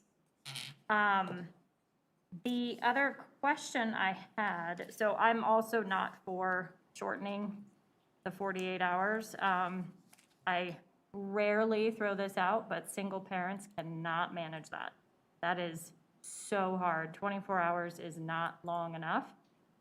Depending on what time it snows or what time it stopped snowing, it's kind of ridiculous to make it home from work and get all of that done. And so that extra time is super helpful. There are residents that just wait for the snow to melt. And if they live on that side of the street, good for them. The rest of us are out there shoveling like mad. I had a question about the residential complaint letters. We had talked about this a couple of years ago.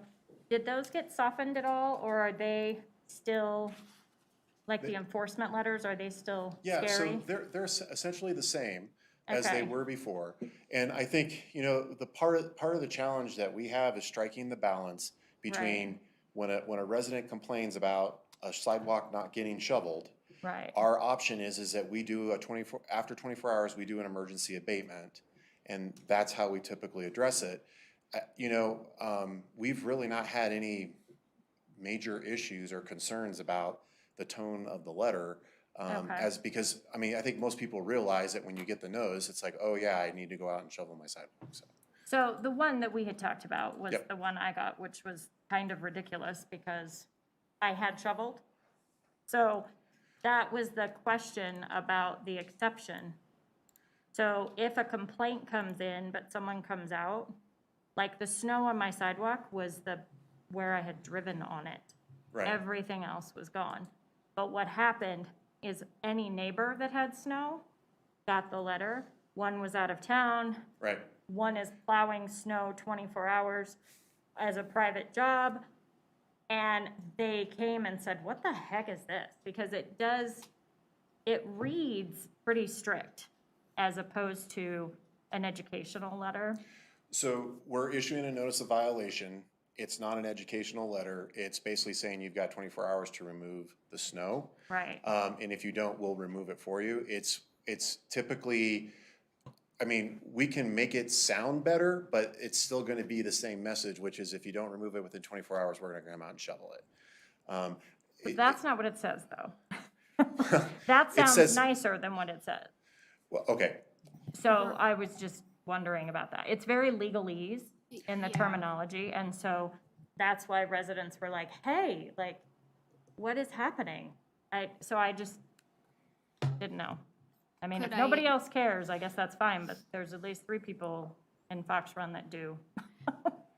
Mayor, Brooke, this is a conversation we had because it includes the language about leaning property. That's correct. So, I thought you and your staff were gonna do some work around softening, do more of an educational piece. To the mayor's point, that was the example. So that we generally, had talked about. yes, and that's correct. And so generally speaking, if you don't comply and we have to go out and shovel it, we issue an invoice, you have to pay that invoice or we lien your property.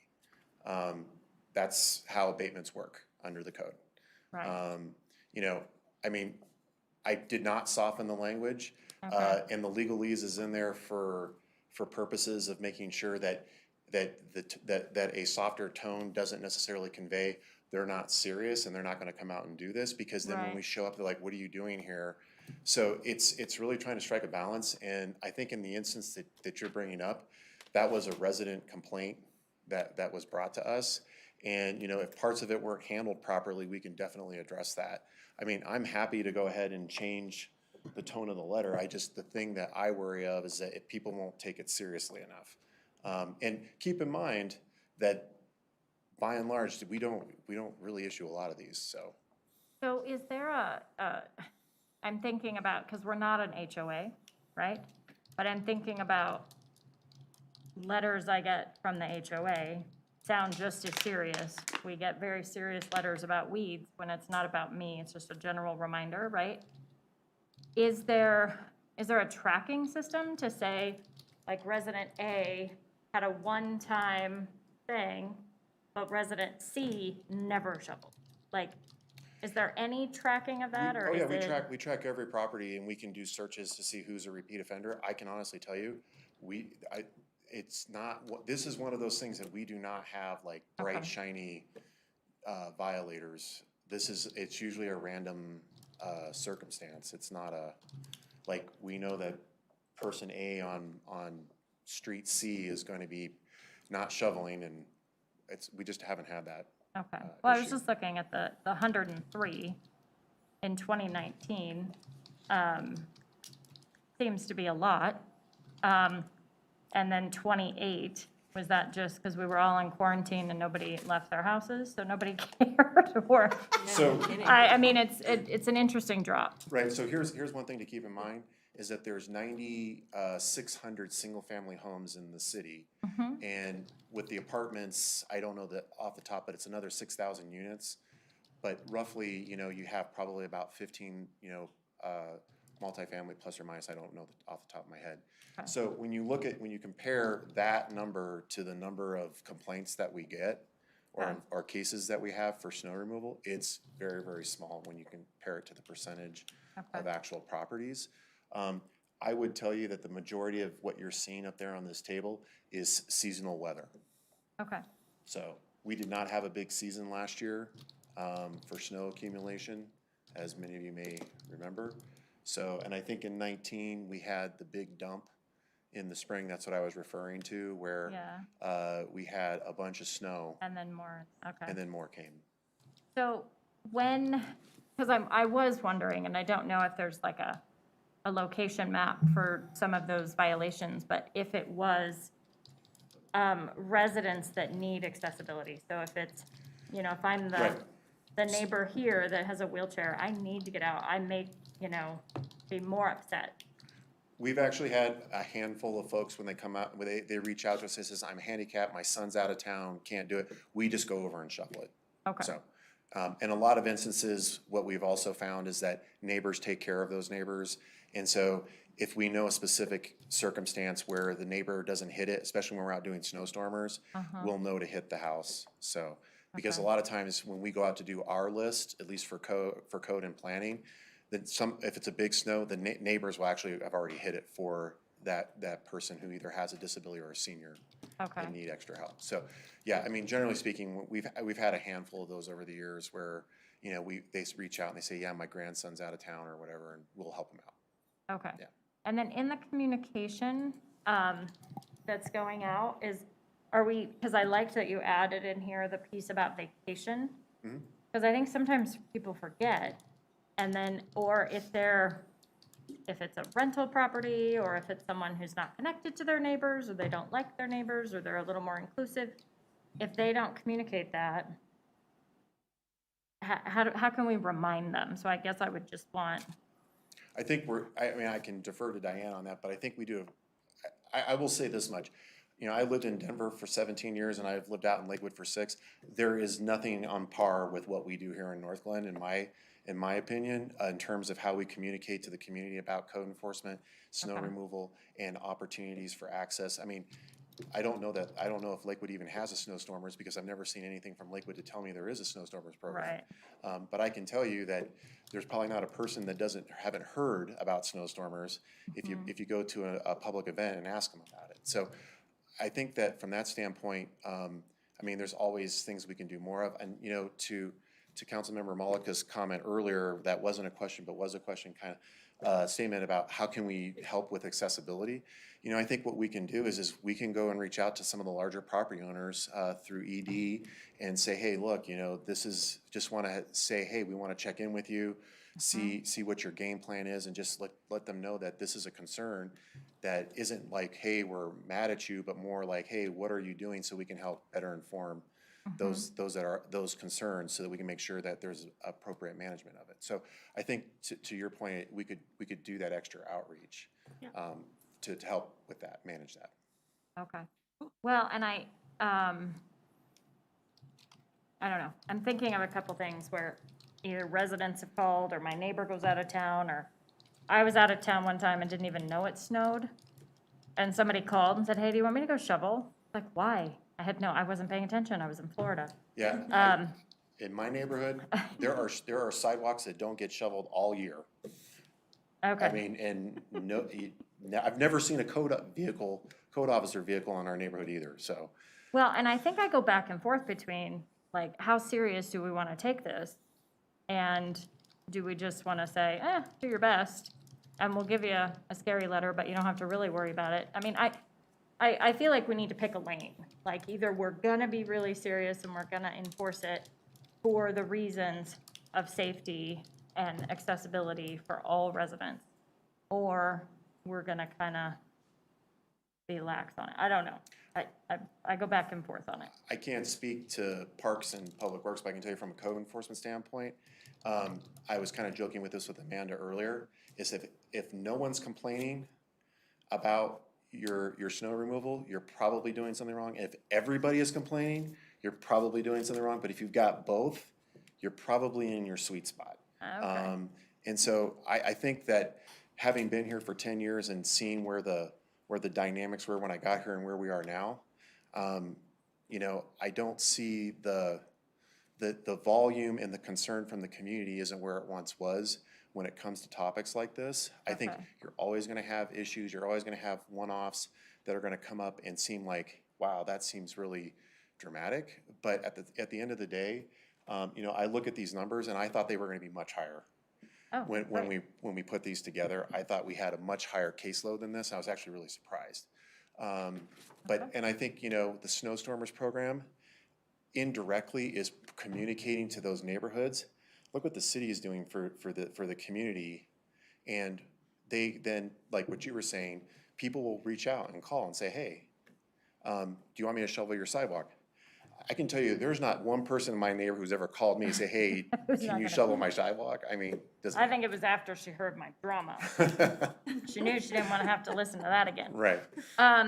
So you know, Heather, you've talked a lot about levels of service, and I know you guys are looking at, you know, levels of service with parks, and I think it would be good to, you know, possibly do an assessment after the next storm and get eyes on it from the city perspective. So I know that's, you know, after you're done shoveling, now you got to go back around and look.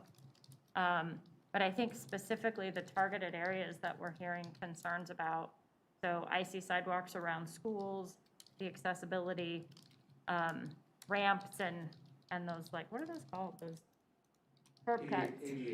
Yeah, the curb cuts and all that stuff. So if, I think it'd be good to just take a peek and see what it looks like.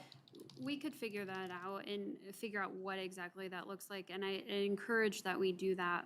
Plus, because looking at the resident survey data, it's going to be a sampling Right. So to balance out some of what we're hearing, and then what, depending on how wet of a year we have with the upcoming season, we can also keep track of, not that we don't, but pay particular attention to the complaints that we get. So we can work on that. Councilmember Goff? Yeah, thank you, Mayor. I just want to make a little quick comment that as we're, discussing this, that if you are a person who has accessibility issues, whether it's 24 hours, 48 hours, 2 days or whatever, I mean, you're going to have that a problem right away if you need to get out and go and it's snowing or it has just snowed. I mean, when I get up in the morning to shovel in the morning, I can see footprints from kids going to school on the sidewalk. And that's not, I mean, certainly within the 24 hours. So just because the fact that it snows causes people problems. So it is a balancing act, and I just wanted to say, I think the 48 hours is fine. I don't, you just do the best you can, I think most people do. And then the few people that need reminders get scary letters or whatever, and then they'll never do it again, so, or hopefully. But that's really, I just wanted to make that comment about it. Okay. Diana? So I just wanted to give you a homework assignment. If you haven't looked at your connection this month, which should be in your mailbox right about now, it's got our full page. Hey, this is how we handle snow. This is what you need to do. Any feedback you have about how you'd like to change up our messaging, happy to do that. And I also wanted to mention that the Volunteers for Snowstormers is fascinating because we did sweatshirts this year for the first time as kind of a, hey, if you're a snowstorm, you get a sweatshirt. And if you give us a year, we'll give you a sweatshirt. Which has generated some additional volunteers, which is awesome. But every time we advertise for snowstormer volunteers, we get more requests for people who need snowstormer volunteers. So our whole, we're good, we have 22, we have this many. It's every time we advertise for them, like I'll fill 5 spots, but then 15 more come to Jenny that need help. So I just wanted to let you know that recruitment is an interesting process. So I wish we could come up with a solution of, obviously people are seeing it, but not exactly getting the response that we are hoping for. And our list kind of just tends to hover out there. And also wanted to do a shout out to code enforcement and a number of other planning staff and other city staff that all volunteered their time to go out and shovel sidewalks. So I would say, if not half, at least a third of Jenny's volunteers are staff people that volunteer to go do it. So just wanted to make sure you were aware of that. So, but anyway, critiques welcome. And I think this year I'll have Kylan do some social media posts. We usually have a snow video and we'll still use that, but I think some short ones of, hey, shovel your snow in 48 hours. Hey, if you live near a school, it's especially important. So we can throw that out there for sure. But if you think of other stuff, please let us know. All right, cool, thank you.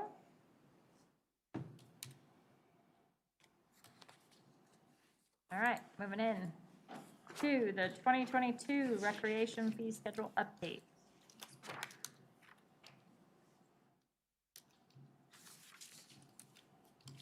Now it won't jump to the end like it did when I first. There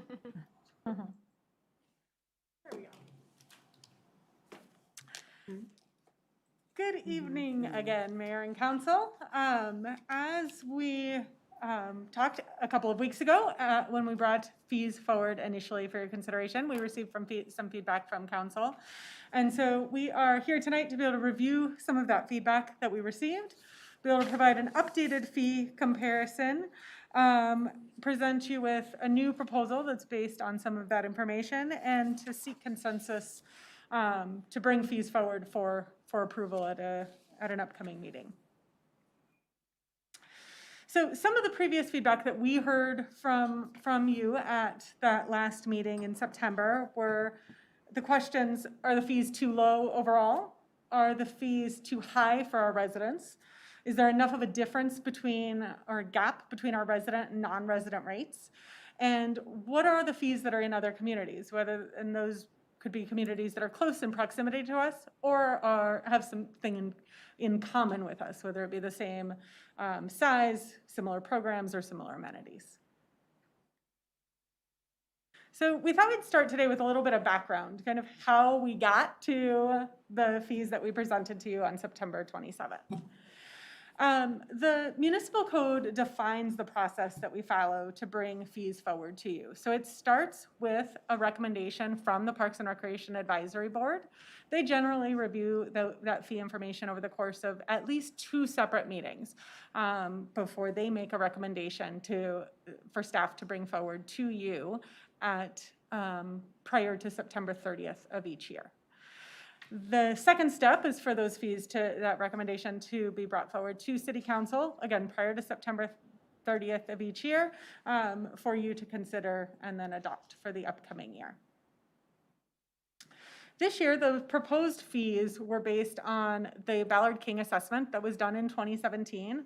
That's a piece of information we don't usually have when bringing forward fee recommendations, but in this case, with the new facility, we had gone through that process of working with Ballard King to do their market analysis and operational assessment, and that was a tool that was used heavily as we developed the 2022 fee schedule.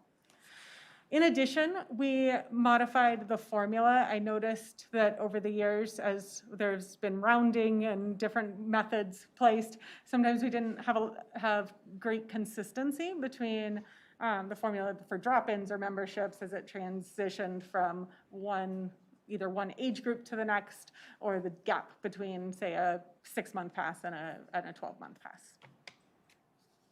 And then historically, the changes in fees have also considered the cost for us to provide that service, the fees that are charged by other communities, and the level of public or private benefit. So the more public the benefit, i.e. just having a swimming pool or having open swim that's available to everyone, we generally would recoup less of that fee or less of that cost. It's more highly subsidized. You'd see a group swim lesson kind of in the middle. We're recouping more of the cost.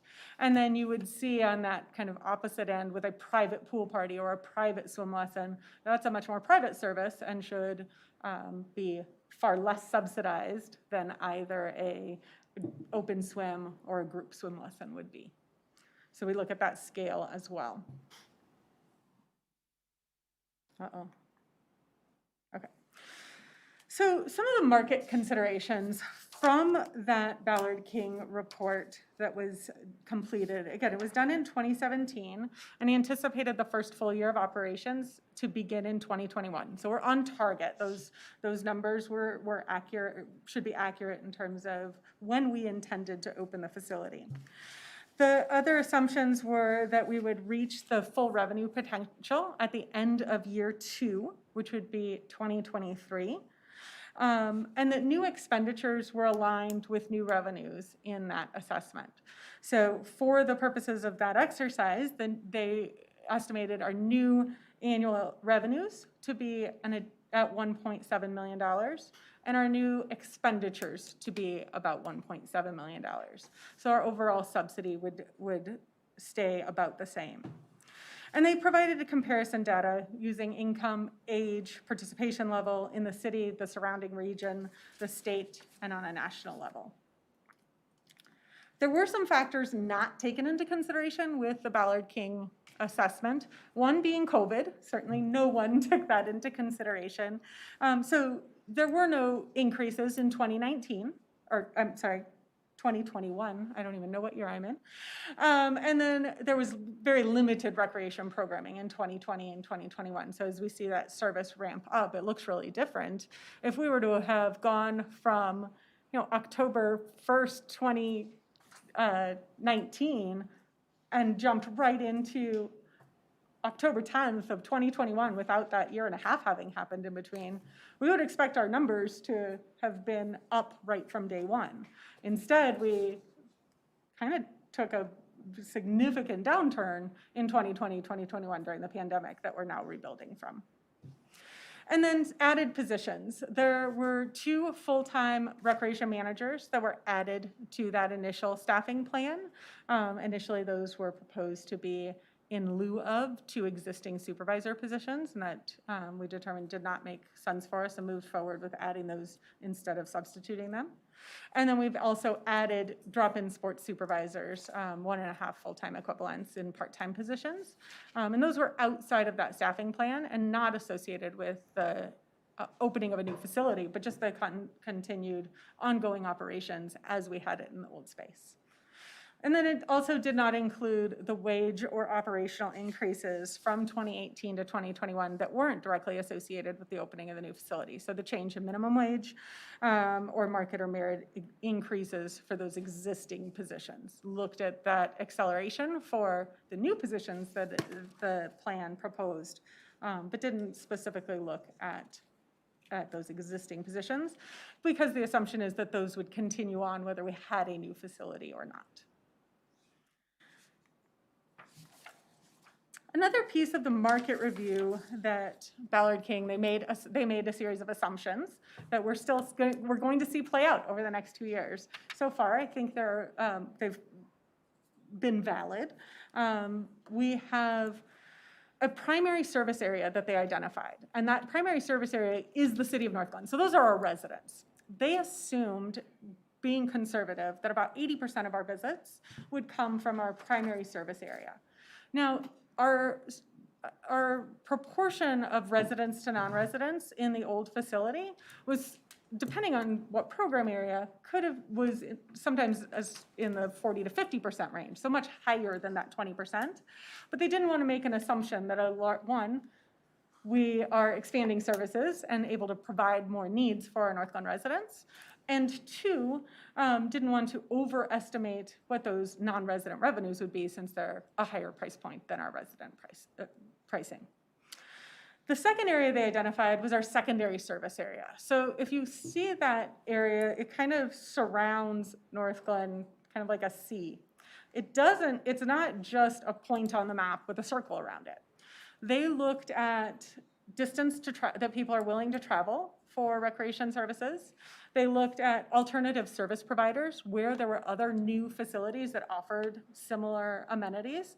So you'll see like this side of Thornton has the new Trail Winds facility that is serving this portion of our non-residents. You've got Margaret Carpenter over here that has that draw of our non-residents here on this side. But on kind of the south, west, and north of us, those factors evened out, and there weren't as many service providers for those individuals or those households. I also thought this was interesting as they looked at median household income, and this chart is directly from that 2017 report, so we didn't modify it, but it was based on 2017 median household income and then a projection for 2022. The blue column on the left is Northglenn. The green column is our secondary service area, so that area kind of in that C shape around Northglenn that was identified on the previous slide. And you'll see that either in 2017 or 2022, that median household income is pretty similar between our Northglenn residents and our secondary service area, particularly when you compare it to Colorado being much higher for both 2017 and 2022, and Colorado, or nationally, being a lower median household income in both years. This slide also comes from that initial Ballard King report, and I thought this was interesting in that it shows us what people are willing to pay for different recreation amenities or services. And these categories don't necessarily align specifically what we do, but they're part of the Asbury Tapestry data that was pulled. So the 3 categories that are listed here on the left are the fees for participation in sports. The middle column is fees for recreation lessons. And then the column on the right is for social, recreation, or club memberships. And you can see some similar trends in that the blue column, which is an added column here, is kind of what they see in communities that are at a lower have a lower threshold of spending. So it's that lower level estimate. And then you've got Northglenn in the red. Our secondary service area, though, does jump up a bit. Even though the median household income is very similar, what they're willing or historically spending on those categories has been a bit higher. So just a little kind of background on the market and what we assumed our market to be as we went into the new facility. So the next slide is, why do we charge fees? Like, why isn't it just subsidized or 100% fee-based? And the answer is that recreation fees do partially offset our operating costs. So going back to that public-private service, how are we providing those services to our community members? What's the level of individual benefit? In 2019, we had $2.5 million in expenditures in recreation and about $1 million in revenue. So we were at about 42% cost recovery. Compared to some of our surrounding communities with facilities of similar age and size, the 42% cost recovery is actually a pretty good number to have achieved. In 2022, we anticipate about just shy of $5 million in expenditures and to increase that revenue to $1.25 million. Finance and suggested a conservative approach, so rather than the 2 years that Ballard King assumed to reach our full revenue potential, between COVID and everything else, Jason has expanded that to a 3-year timeline. We hope to achieve it sooner, but want to make sure we're making those conservative estimates so we don't overpromise as the market continues to recover.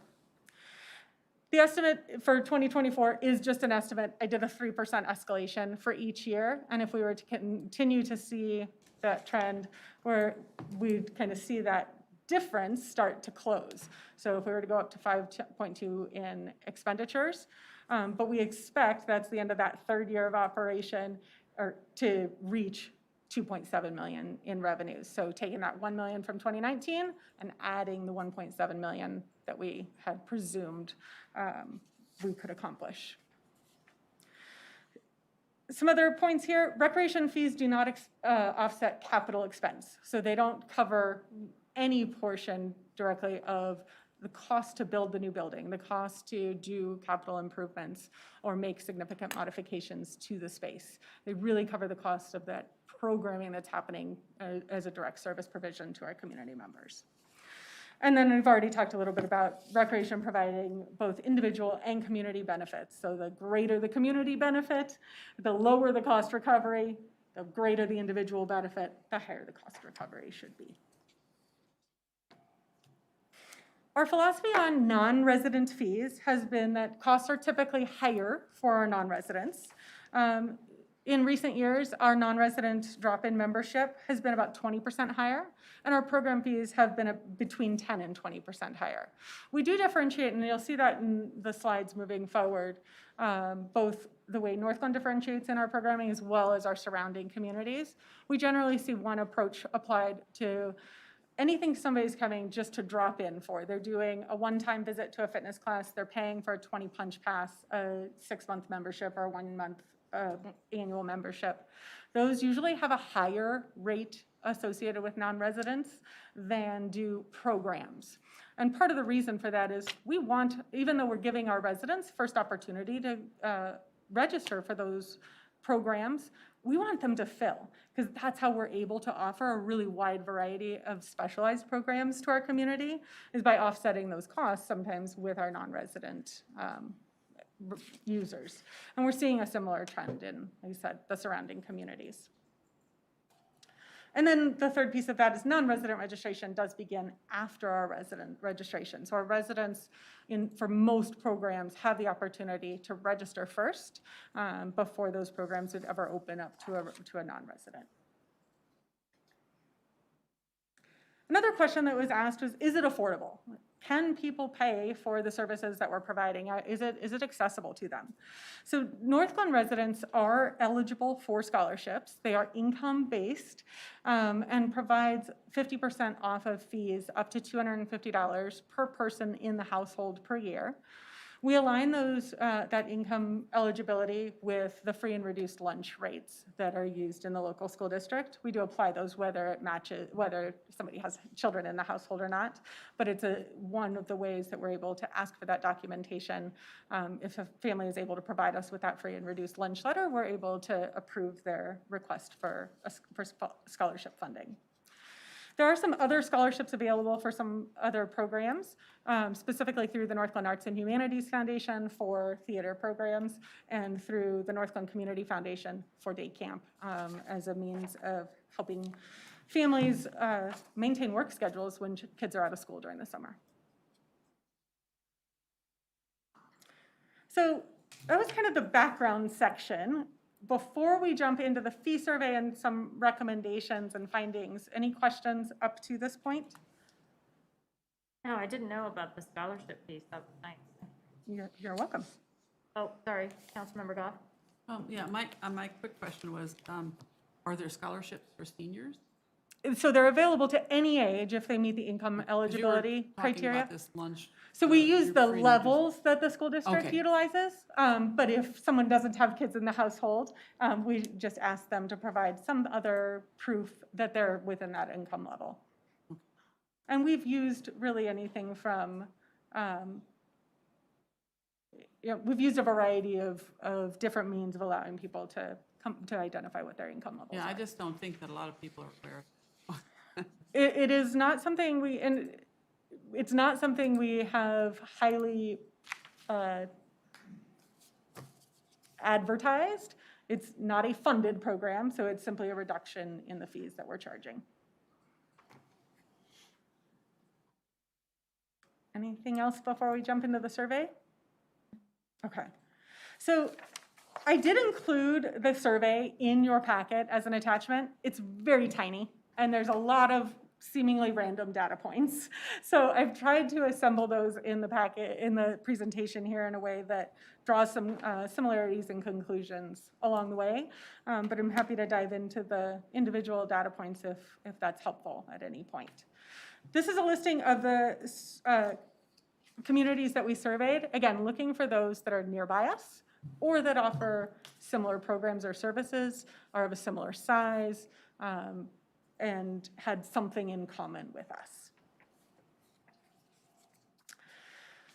The initial findings really showed us that we had a little bit of both. So as I mentioned earlier, we kind of see those two different categories, our drop-in and memberships compared to programs. So on this slide and in the future slides, I've identified each of those drop-ins in blue and those programs in green, just to help you see where those differ. We saw about half of the areas that we surveyed to be at or near the average of each of the other communities that offered that program. So you can see that list on the left ranged from a 0% difference from a resident or non-resident to that pavilion rentals, where our rental rates were about 20% over those in the surrounding communities. If you look at the data that is in the packet, you will also see there's tremendous variability in some of those data points.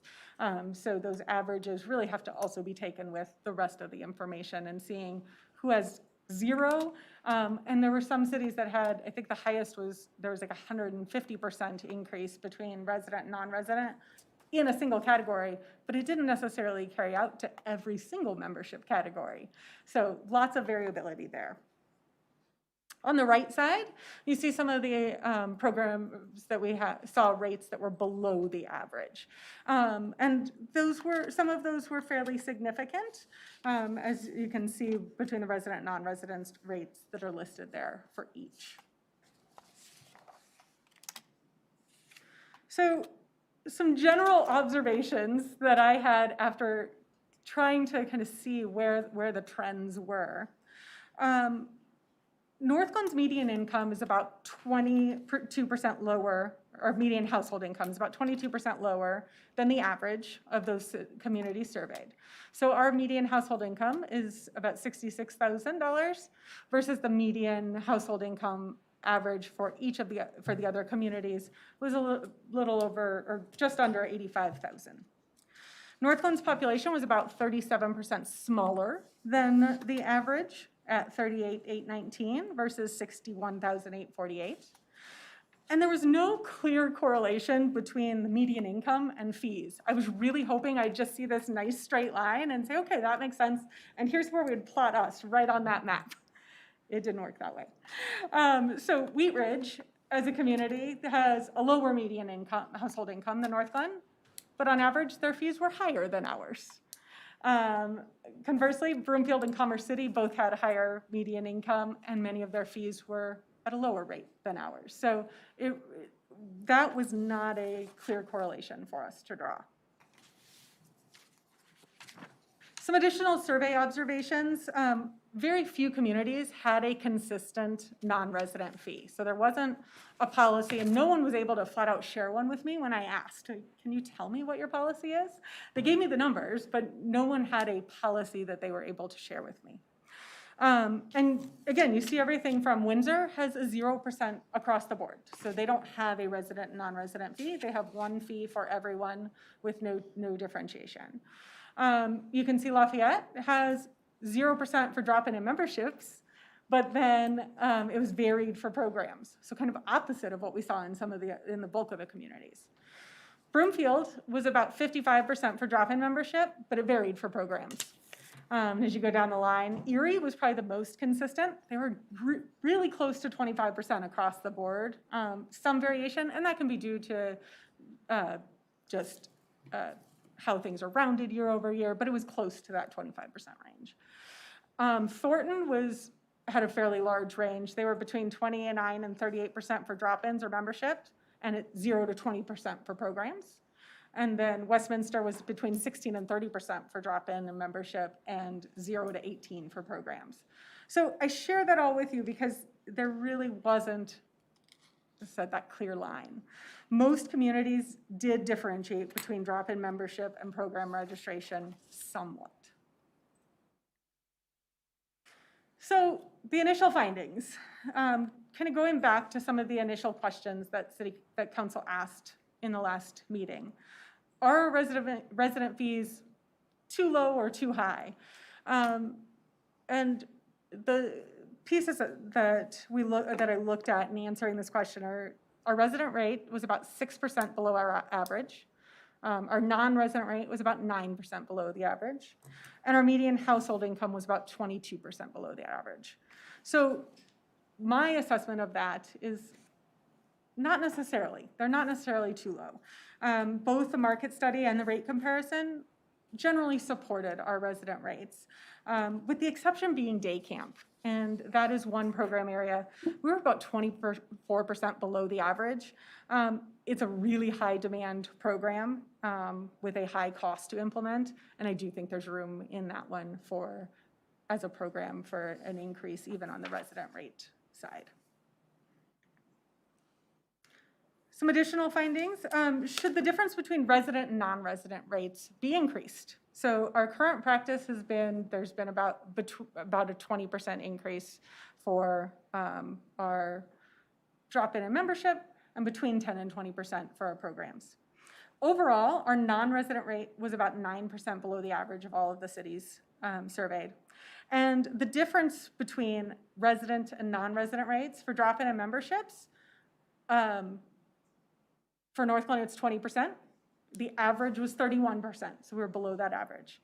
For programs, Northglenn was about 11% difference on average. We were between 10 and 20, but if you average it all, we were at 11%. And then the other communities, the average was about 13%. So a bit lower, but not as big a gap as you saw in the drop-in and membership range.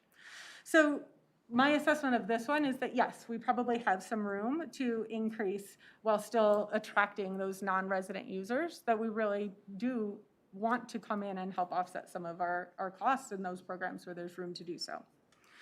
Some of the exceptions to that would be things like sports leagues, theater tickets, or pedal boats. These are activities that you don't necessarily ask for someone to register for or provide you an address when they're signing up, right? You're coming up to the box office, you're buying a ticket, and you're serving a really large number of people all at once. So that's not you someone will come up and buy 5 tickets, they're not registering 5 people and providing addresses. The practice in other communities that do have a theater is generally that there's not a resident, non-resident differential for those. For something like a sports league, oftentimes those teams they pay a team fee, not an individual fee. And so, again, those teams are often mixed with residents and non-residents, and maintaining that at a static fee makes sense for us. Also matched what other communities were doing. Pedal boats would be similar. So that brings us to some recommendations. Based on the data and the further assessment, my recommendation would be not to change the proposed resident rates with the exception of day camp from what was initially proposed. Those are an increase over our 2021 fees, but that increase is based on what was in the Ballard King assessment and identified those additional revenues were used to determine those 2022 revenues as well. I would recommend increasing our non-resident rates and shifting that policy, kind of procedure from 20% above for memberships and drop-in to a consistent 25% above.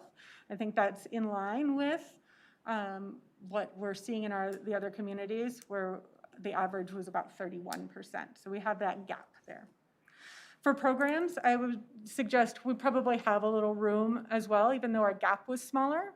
I think we could safely go to a 20% above our resident rate and still attract our non-resident audience when it's appropriate. We did have opportunity to bring very preliminary findings to the Parks and Rec Advisory Board in between that September 27th meeting and today, and they were comfortable with that recommendation to increase the non-resident rates to 25% for drop-in memberships and 20% for programs. And then the last few slides I have here for you are some comparisons. Like, what would that change in our rates do for a couple of program examples? So this first example shows you our resident rates, and what that difference might look like.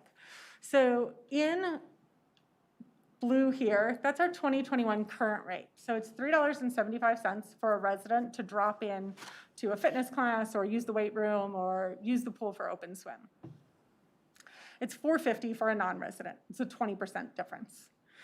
The 2022 proposed already increased that resident rate from $3.75 to $4.50. And Ballard King really spent the most time identifying new rates, a new rate structure for those memberships and drop-in rates, much more so than they did on programs, assuming that the type of use we would see in this new facility would be heavier on drop-ins and memberships than what we saw in the previous building because we had less opportunity. We really had to focus on programming to make up for the facility that we had. So they saw those increasing and definitely put more effort into what does that fee structure look like. If you go down then to the green, this is the updated based on the recommendation of increasing the differential for drop-in programming to 25%. So it would maintain that $4.50 drop-in rate for our residents, just as was proposed previously, but would increase a drop-in non-resident to $5.75. On the right side, you see what it would do for a class or a program. So that would be the 20% differential instead of 25. So 2021, we were at $42 for a resident with $47 for a non-resident. Those were not proposed to change in the initial proposal that came forward to in September. And then again in 2022, we don't recommend, in the updated, don't recommend changing that initial resident rate, but it would increase the non-resident rate to account for the full 20% difference. We've provided you with a similar assessment. We don't need to go, unless you'd like to see them in detail. I don't know that we need to go through each one, but just shows you the difference. How does it change on a drop-in membership? So in a drop-in membership, it shows an increase of about 90% of those fees that range from different age groups to that 20 punch all the way through an annual membership. So most of those fees would see an increase in non-resident rates with that increase to 25%. For program registration, applying the 20% difference results in an increase to about 80% of those non-residents, so still a pretty significant portion. But it's not necessarily a very large difference in some cases. So you can see in these two examples for cross-country, that resident rate stays exactly the same in all three scenarios, but the non-resident rate increases from $66 to $72. And then a swim lesson as another example, started at $3 for a resident, had already increased in the original proposal, maintains that original proposal rate at $4, but increases the non-resident rate to the full 20%. This last one here is facility rentals.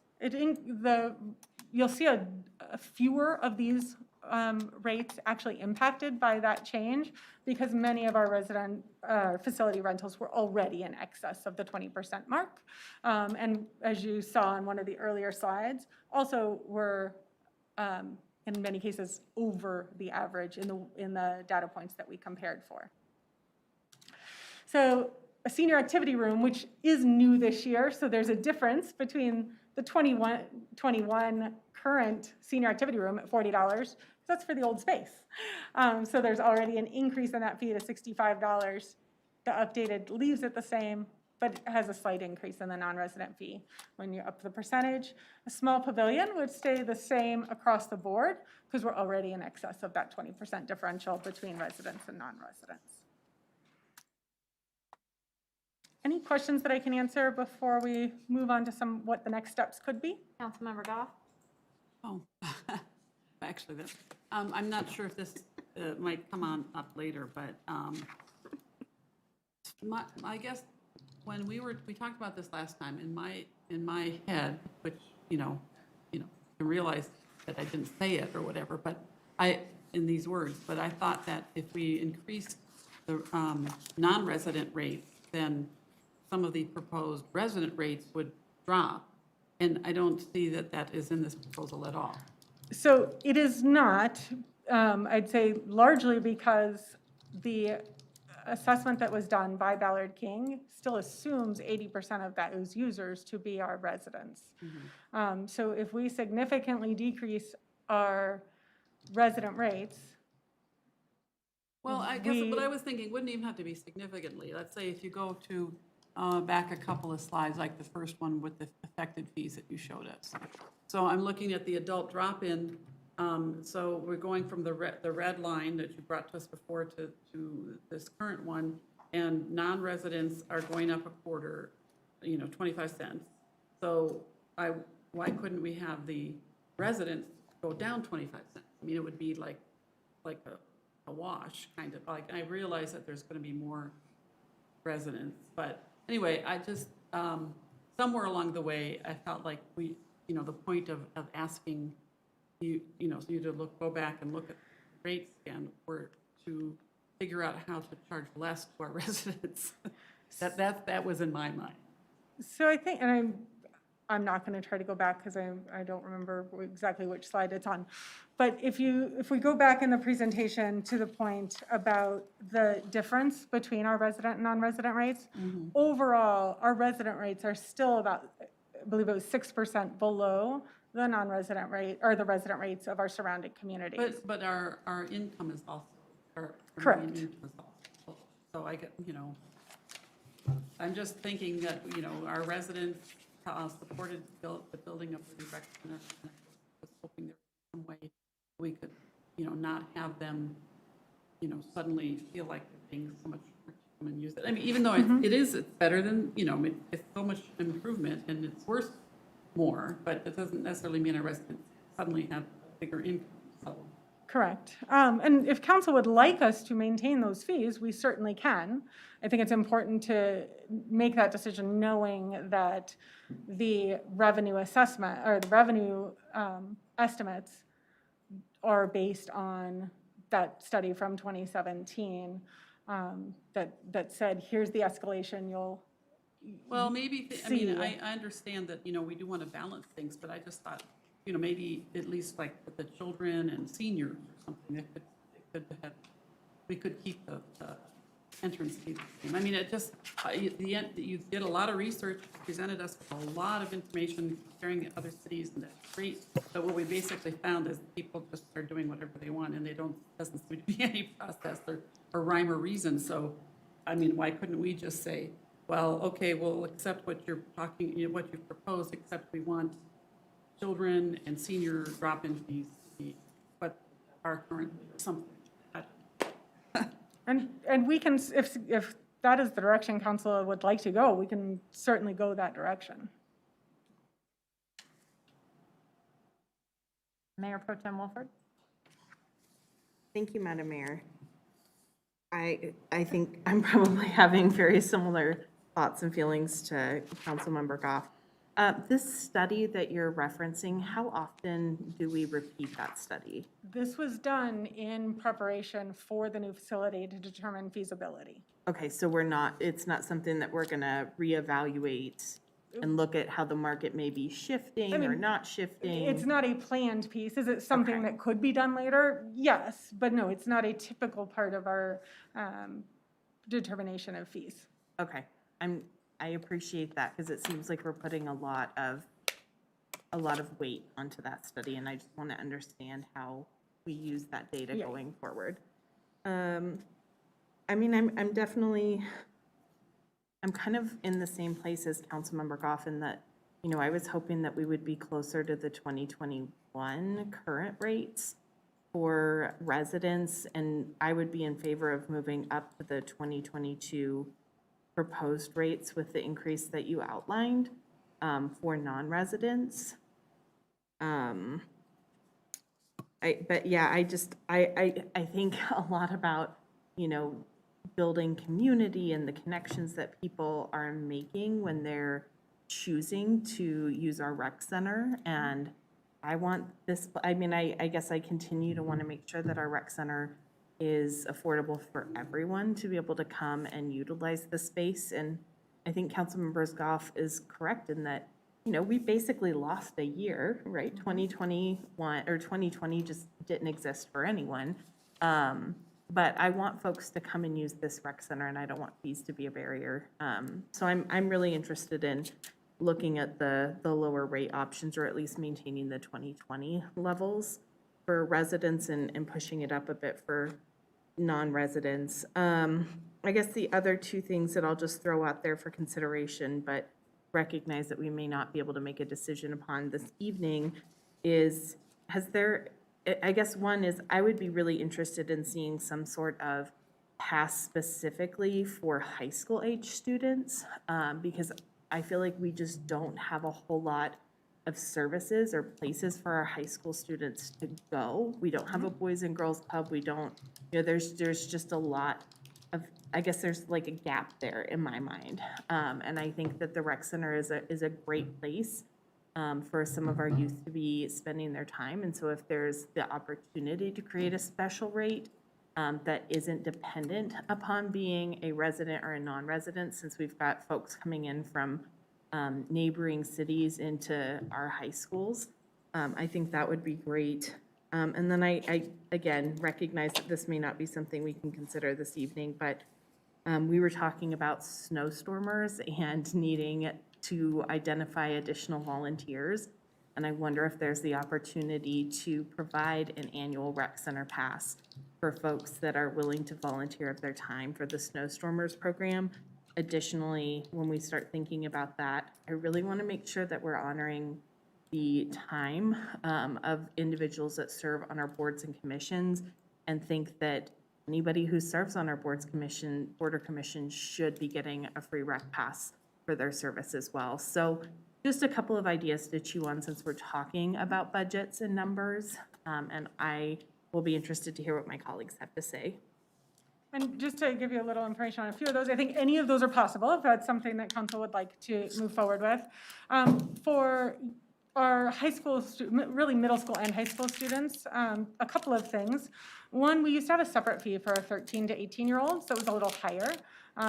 Based on what some of our other surrounding communities are doing, this proposal does recommend moving those into the children's category. So there's actually a bit of a decrease for those high school students than what they might have seen in 2021.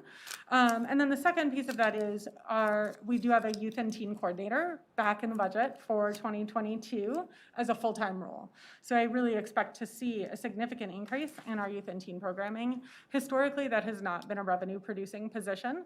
That's really been based on recouping some really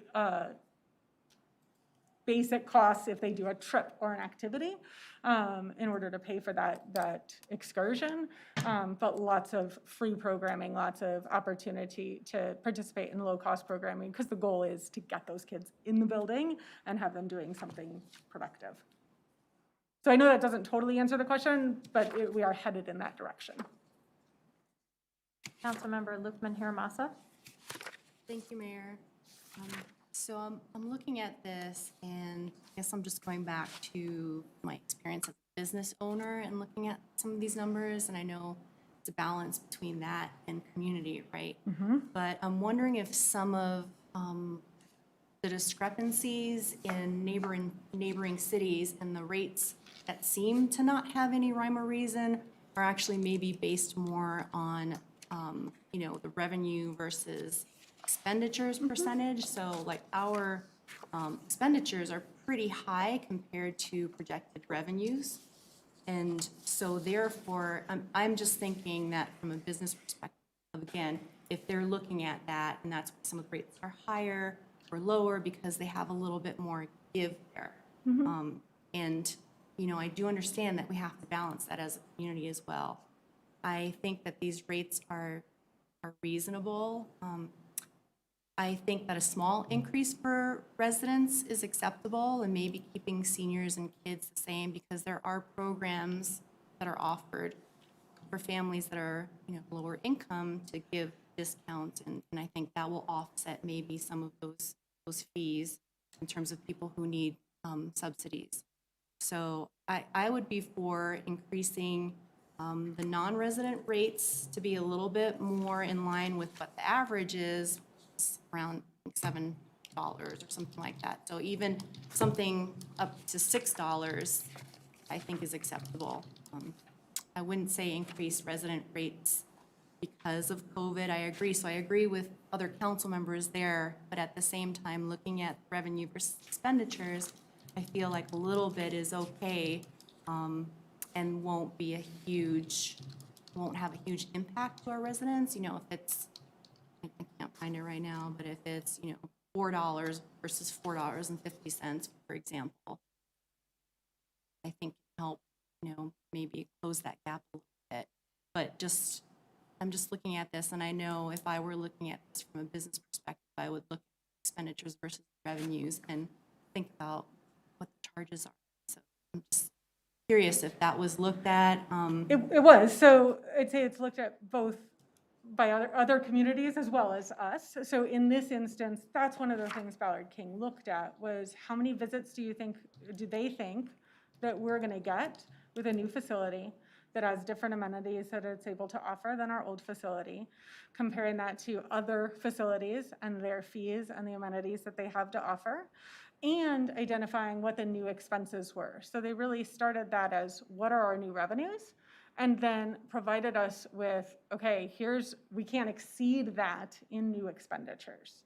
So we developed it from the revenue side first, and then backfilled from the expenditure side. Clearly expenditures, that list could have been much longer, but we wanted to make sure we were maintaining the affordability and access to the community. So we asked them to take a conservative approach. It may be helpful to look at attachment 3. I don't have it here in the presentation, but attachment 3 does have each fee point by point. So our children's fee, which we've expanded from our 3 to 12-year-olds to our 3 to 17-year-olds. The 2021 fee is $2.50 for residents. So is the 2022 proposed and the 2022 update. So there is no increase proposed for those 3 to 17-year-olds. And then if you look down at the senior, it was $275 for a resident in 2021, and moves to $3 for 2022. So it's an increase of $0.25 per visit. And I would say that the vast majority of our senior participants who are utilizing the facility for drop-in or for fitness classes are Silver Sneakers members. And so they're actually not paying any of that fee. That fee is being paid for through their health provider or their insurance provider. And then as you go down the line for a punch pass, there are some increases in those categories. We can certainly look at reducing those down.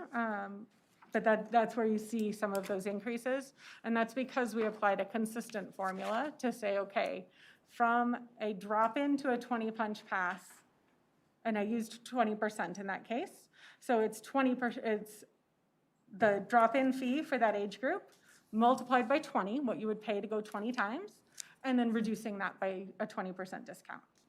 For the monthly, 6-month, and annual memberships, we went the opposite way. We started at that annual membership rate for an adult and for each fee, and increased by 20% for a 6-month because they're committing to a shorter period of time, and then increased again for a 1 month, again, because it's a shorter period of time. Still less than what you would pay if you were paying a drop-in fee for that month period. Yeah. Does that sort of answer? And I guess what I'm saying is I actually feel like I support the increases. I don't think they're extreme. I think they're very reasonable given the expenditures. So I guess that I do agree with, keeping our seniors lower just because of income. But I guess what I was trying to say is I support it because you have other programs in place for people to apply for reduced prices if they need to. And then one other quick thing, Mayor Pro Tem mentioned high school college rates, or student rates. Are there rates for first responders? Question, like discounted rates for first responders? So our own police department gets access to the facility at no charge, just like Outside any other employees or city council members. For other first responders, we've had agreements in the past, or informal agreements, where we've had other first responders coming in, working out in the building. We don't have anyone who's currently been using the space, but again, if council would like us to extend that invitation, we're happy to do so. Thank you. And then the last question I had was that the rates were pretty small increases, but then, and I know it's a new facility, but it's a new facility for everything. There was quite a big jump in the senior activity room rate from 65, from 40. So it's probably important to note that it's really not for our senior center.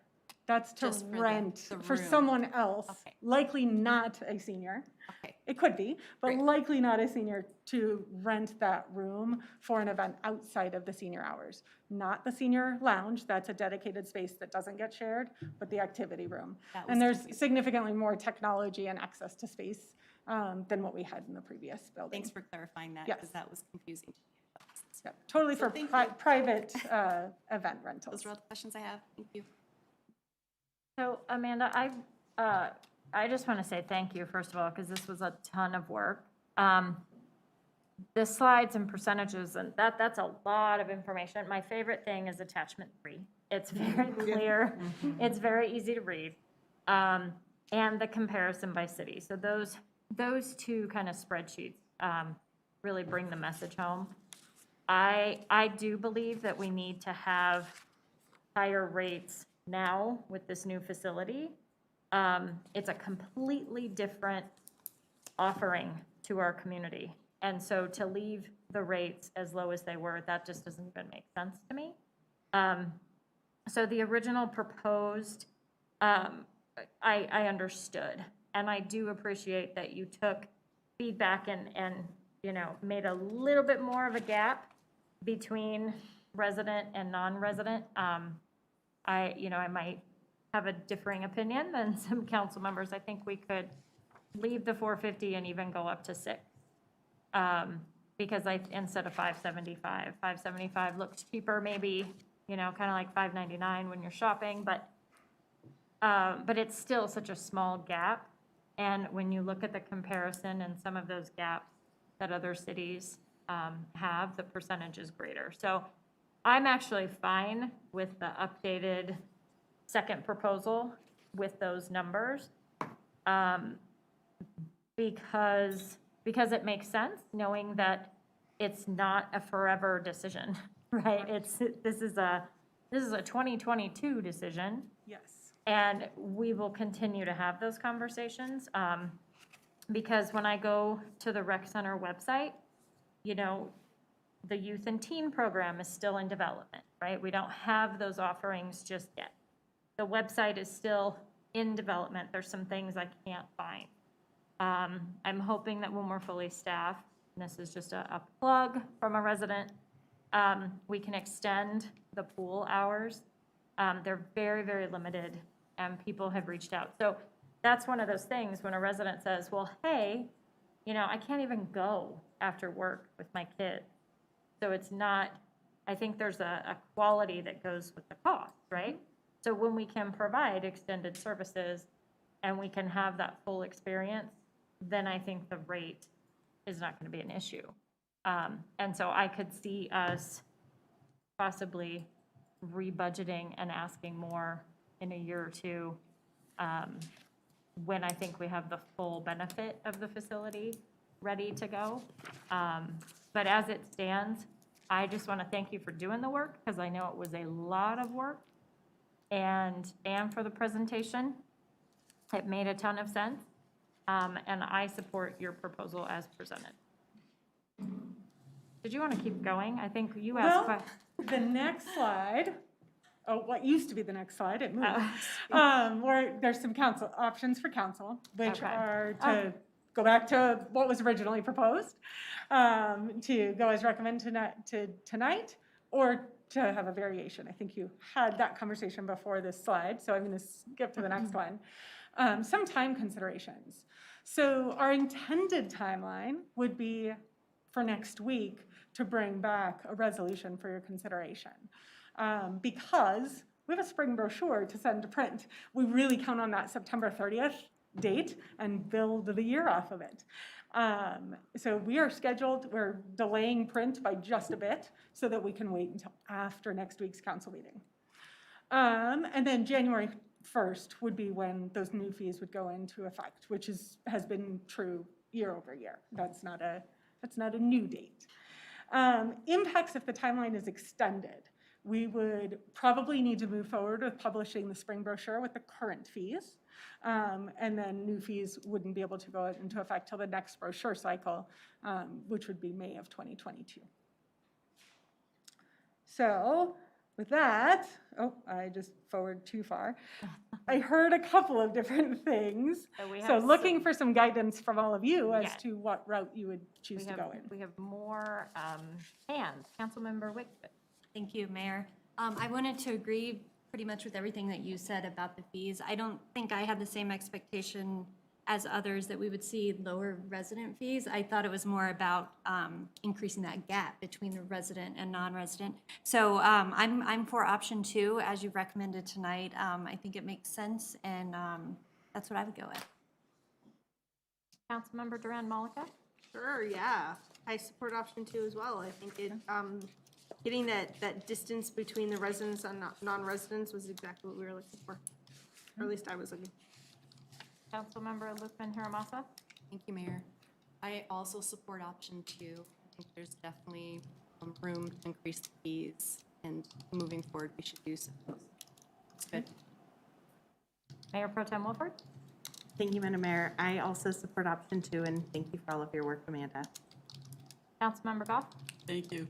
I'm just going to put in one last little pitch, and, you know, I'll go along with what our council decides, but if you, the idea that the senior pass increase is like 25 cents more than it is now. But when you look at the annual one, it goes, then you could say that it goes from $163 to $220. And for some seniors, as has been mentioned previously here, are on fixed incomes, and that may seem like more than they can, you know, handle. And if, as you said, most of our seniors are not paying this fee at all because they're silver sneakers. I just would like to put in a little pitch for maintaining the senior pass the senior drop-in and passes cost the same as it was, as it is now. But, you know, I'll put it out to everybody and, you know, people can decide or not. I'm It may still not good affect a with lot of option. people, but those who will be affected, it could mean the difference between going and not going. And that $60 difference does equate to about $5 a month over the course of the year. I'm up there.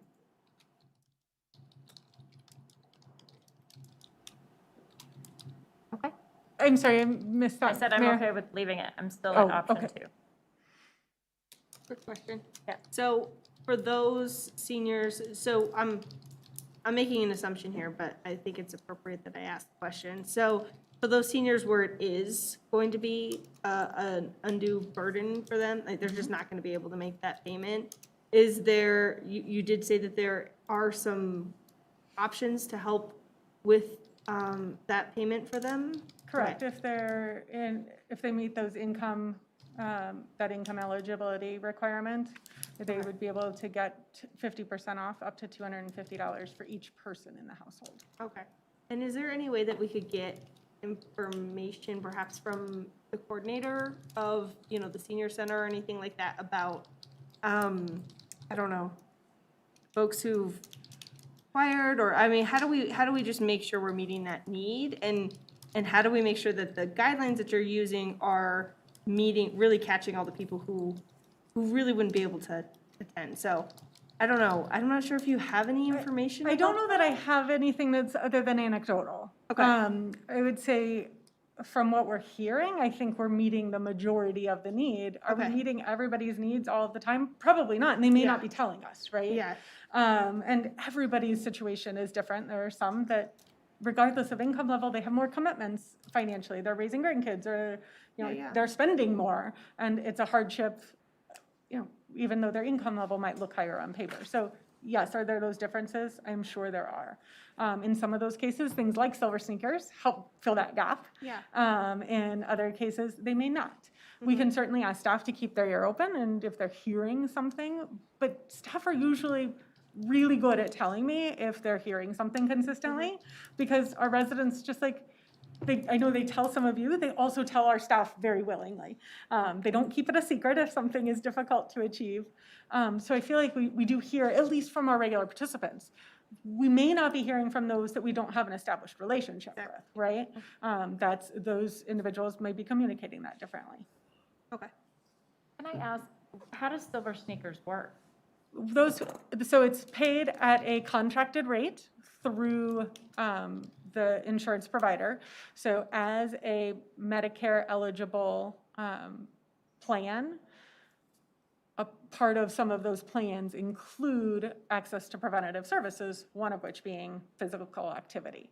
So we invoice based on that contract through the insurance provider, and they pay us a contracted rate per individual not to exceed a certain number of visits each month.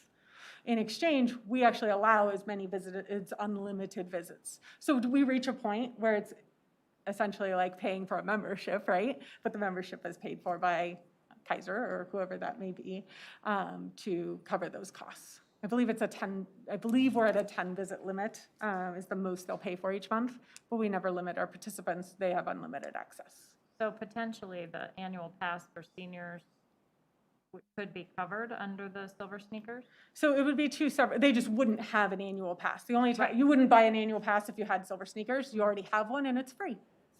Okay. But it's out of their, dependent on their health Correct. provider. So not everybody has, not every senior is eligible, you know. Yeah, it's only those Medicare Part B that are through, I think it's Kaiser, Humana, there's a couple others that are in there as well. I hope everybody knows about that, because that, It's a very well-utilized program. I know Kaiser Good. specifically does a really great job of communicating that to their plan holders, because it is a preventative program, and particularly when it first started, they were very research-based, evidence-based, and wanted to identify how much that was decreasing their healthcare costs, and they saw a very significant decrease, enough that they expanded the program after that initial start. Is there a way to maybe partner with the community foundation if there were residents that needed, like, for special circumstances that you're talking about? There would be an application for that. I don't know if maybe that would be helpful. I could certainly bring that up to the board. There's not a program specifically in place right now, but there are some, there is a line item right now identified for our seniors who are unable to pay for some of the social activities. That funding goes actually through to the NSO to distribute or disperse as they see fit. Oh, okay. That's Final question for me. In the program guide, the activity guide that you get in the mail, is there, and I haven't noticed this, but I could have missed it, is there a section somewhere, you know, in the beginning, they always talk about like just general information stuff, hours of operation.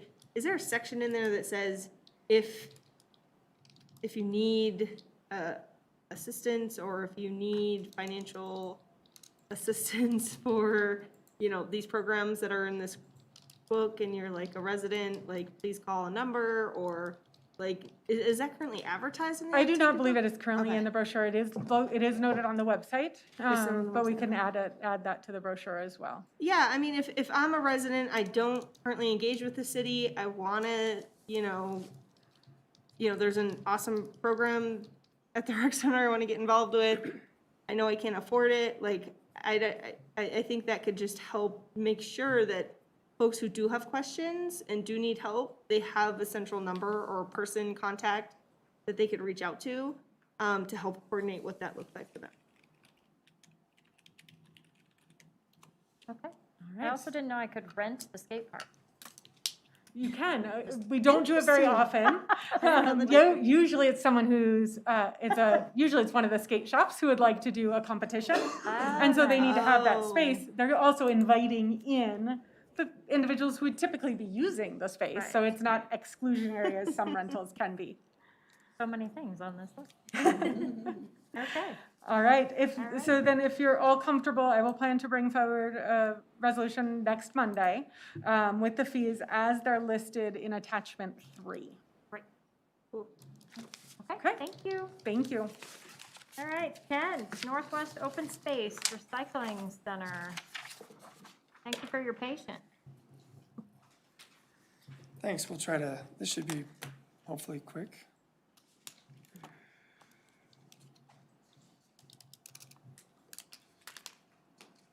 All right, so the purpose of this is to provide you with information on the planned improvements that we're doing up at Northwest Open Space.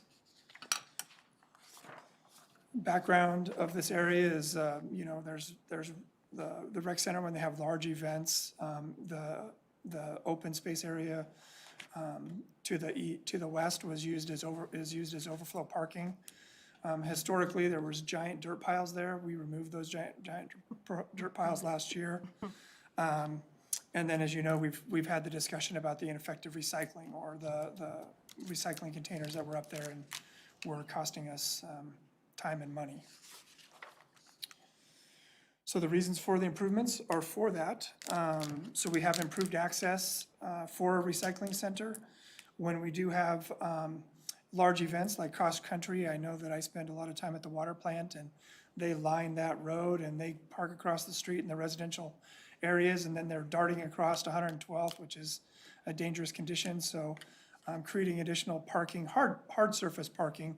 We're using millings that have been, we've been obviously milling and overlaying our streets, and we've made piles of millings, and we're using those millings in those areas. And then the community service portion of this for the recycling center. So yeah, we just covered kind of some of that. So the community recycling, overflow parking, as part of phase 2, we'll get to the map next. We'd like to make a better access for those far west parking lot or soccer fields. Mud volleyball is going to be back in 2022, so we want to redo those courts, try to improve those. And then we'll have a fenced storage area. A lot of times on water breaks and such, we have, it's quicker to go to the Northwest Open Space, but instead of dumping it just where any resident walking by can see it, and then they call you or they call us and they say, what are you doing over there? We'll have a nice fenced area with a screening that we can go ahead and protect that. And then when we can dispose of that properly, get in there and take care of that. So this is kind of what we've put together. Another plug for Kyle. Kyle is great at AutoCAD, and he was able to do this in-house. So, so you'll see that there's a large fenced area there that says recycling center, and then next to that is a public works storage area. And that's kind of what we've done to date. We've spread the millings out there. Cost to date, we spent about $3,000 on a person to come out and do some grading, and we graded out some millings on that area where the fence would be proposed, and then we put some magnesium chloride on that to tighten up that surface and make it almost like a asphalt surface. We did go out for bid for a fence, and those I think that information was in the memo itself. I think to install the fence is a little over $100,000. That money has been identified in the enterprise fund for sanitation because it is for recycling, and there's a little over $2 million surplus in that account currently. As we move forward, we would like to again expand the future parking over there. And when I say, you know, we don't want to wait a long time, we want to do this. We have a bridge that we took away from, if some of you may recall, from 112th to Croak Crossing. We have that bridge at M&O. We would hire a consultant to do some, you know, look over of that bridge, make sure it's structurally sound. We have the money identified in the 2022 budget for design services for that. We have approval from the ditch company to place another crossing at that location. The only thing that we do not have appropriated would be the cost to build the abutment and place the actual bridge on that. And I don't have a good number for you at that time until we would do the design and know what that is. And guessing on construction prices right now is a tough deal right now. But we would be, you know, as soon as we can get that fence installed, then we'd be working on the mud volleyball courts because we know that that's coming in. And then again, we have some improvements that we've done with this that were associated with the force main project that are going to allow us to free up some used Jersey barriers that we can make a nice kind of protective area and keep that drainage way protected that is north of the of all this area. And then again, there's a fenced area between that water is our terminal reservoir at our water plant. And with that, I'll answer any questions you may have. Councilmember Duran Malika. Pretty simple. I love it. I think it's amazing. And the soccer parents are going to really appreciate that parking that's so much closer to. Councilmember Lukman Hiramasa. Thank you. This is great. This is actually my backyard, and it's such a well-used space. Those soccer fields are always busy, and that bridge right there is so needed. Like, it's definitely going to get some use and additional parking. I mean, it's all great. The only question is, why so many mud volleyball? Is there going to be like tournaments? There is. Is that a popular yeah, thing? Amanda and the rec center staff is going to be expanding that, and we're hoping to attract more folks. I would like to add one more thing. We did take this to the Parks Advisory Board, and they also loved it and unanimously approved to move forward as well. So, Yeah, thank you. This looks great. thank you. Oh, Councilmember Goff. yeah, mine's just real simple as well. I think I got this, but when I'm looking at your design, so from the current parking lot, there's just kind of like is that like a 2-lane little road that they drive all the way over to the other parking lot? That's right. Right now, that's currently just a dirt road, and it's blocked off with rocks. And so then just I guess to further the point with the recycling center, we don't know exactly, the cost for the fence does include like a prox card or a code system. And so we want to figure out, you did authorize in 2022 to get another sanitation worker. and we'll be looking at that of what type of access we can have or hours. Again, I think it was such a well-used area, and not only by Northglenn, but Westminster residents as well. And we would like to kind of keep that, because recycling is recycling. And so, I think the one at M&O, having that open just from 7 a.m. to 4 p.m., I mean, it's constantly being used and very accessible. But we have eyes there, and so we're able to kind of control that. So the last thing we want is to open it up and just be, free, and then somebody's abusing it and contaminating it. So, we need to do some more thinking on what that looks like. But in order to kick this off, it's gonna take a few months to get the fence. Obviously, we'll have to award that contract, bring it back to you for approval, move forward. We're getting into winter months, so still lots of work to be done. Yeah, this looks great. Thank you. It does look great. Any other comments? All right. Thank That's a you. wrap. Thank you. Thank you. All right, we are adjourned. Thank you, everybody.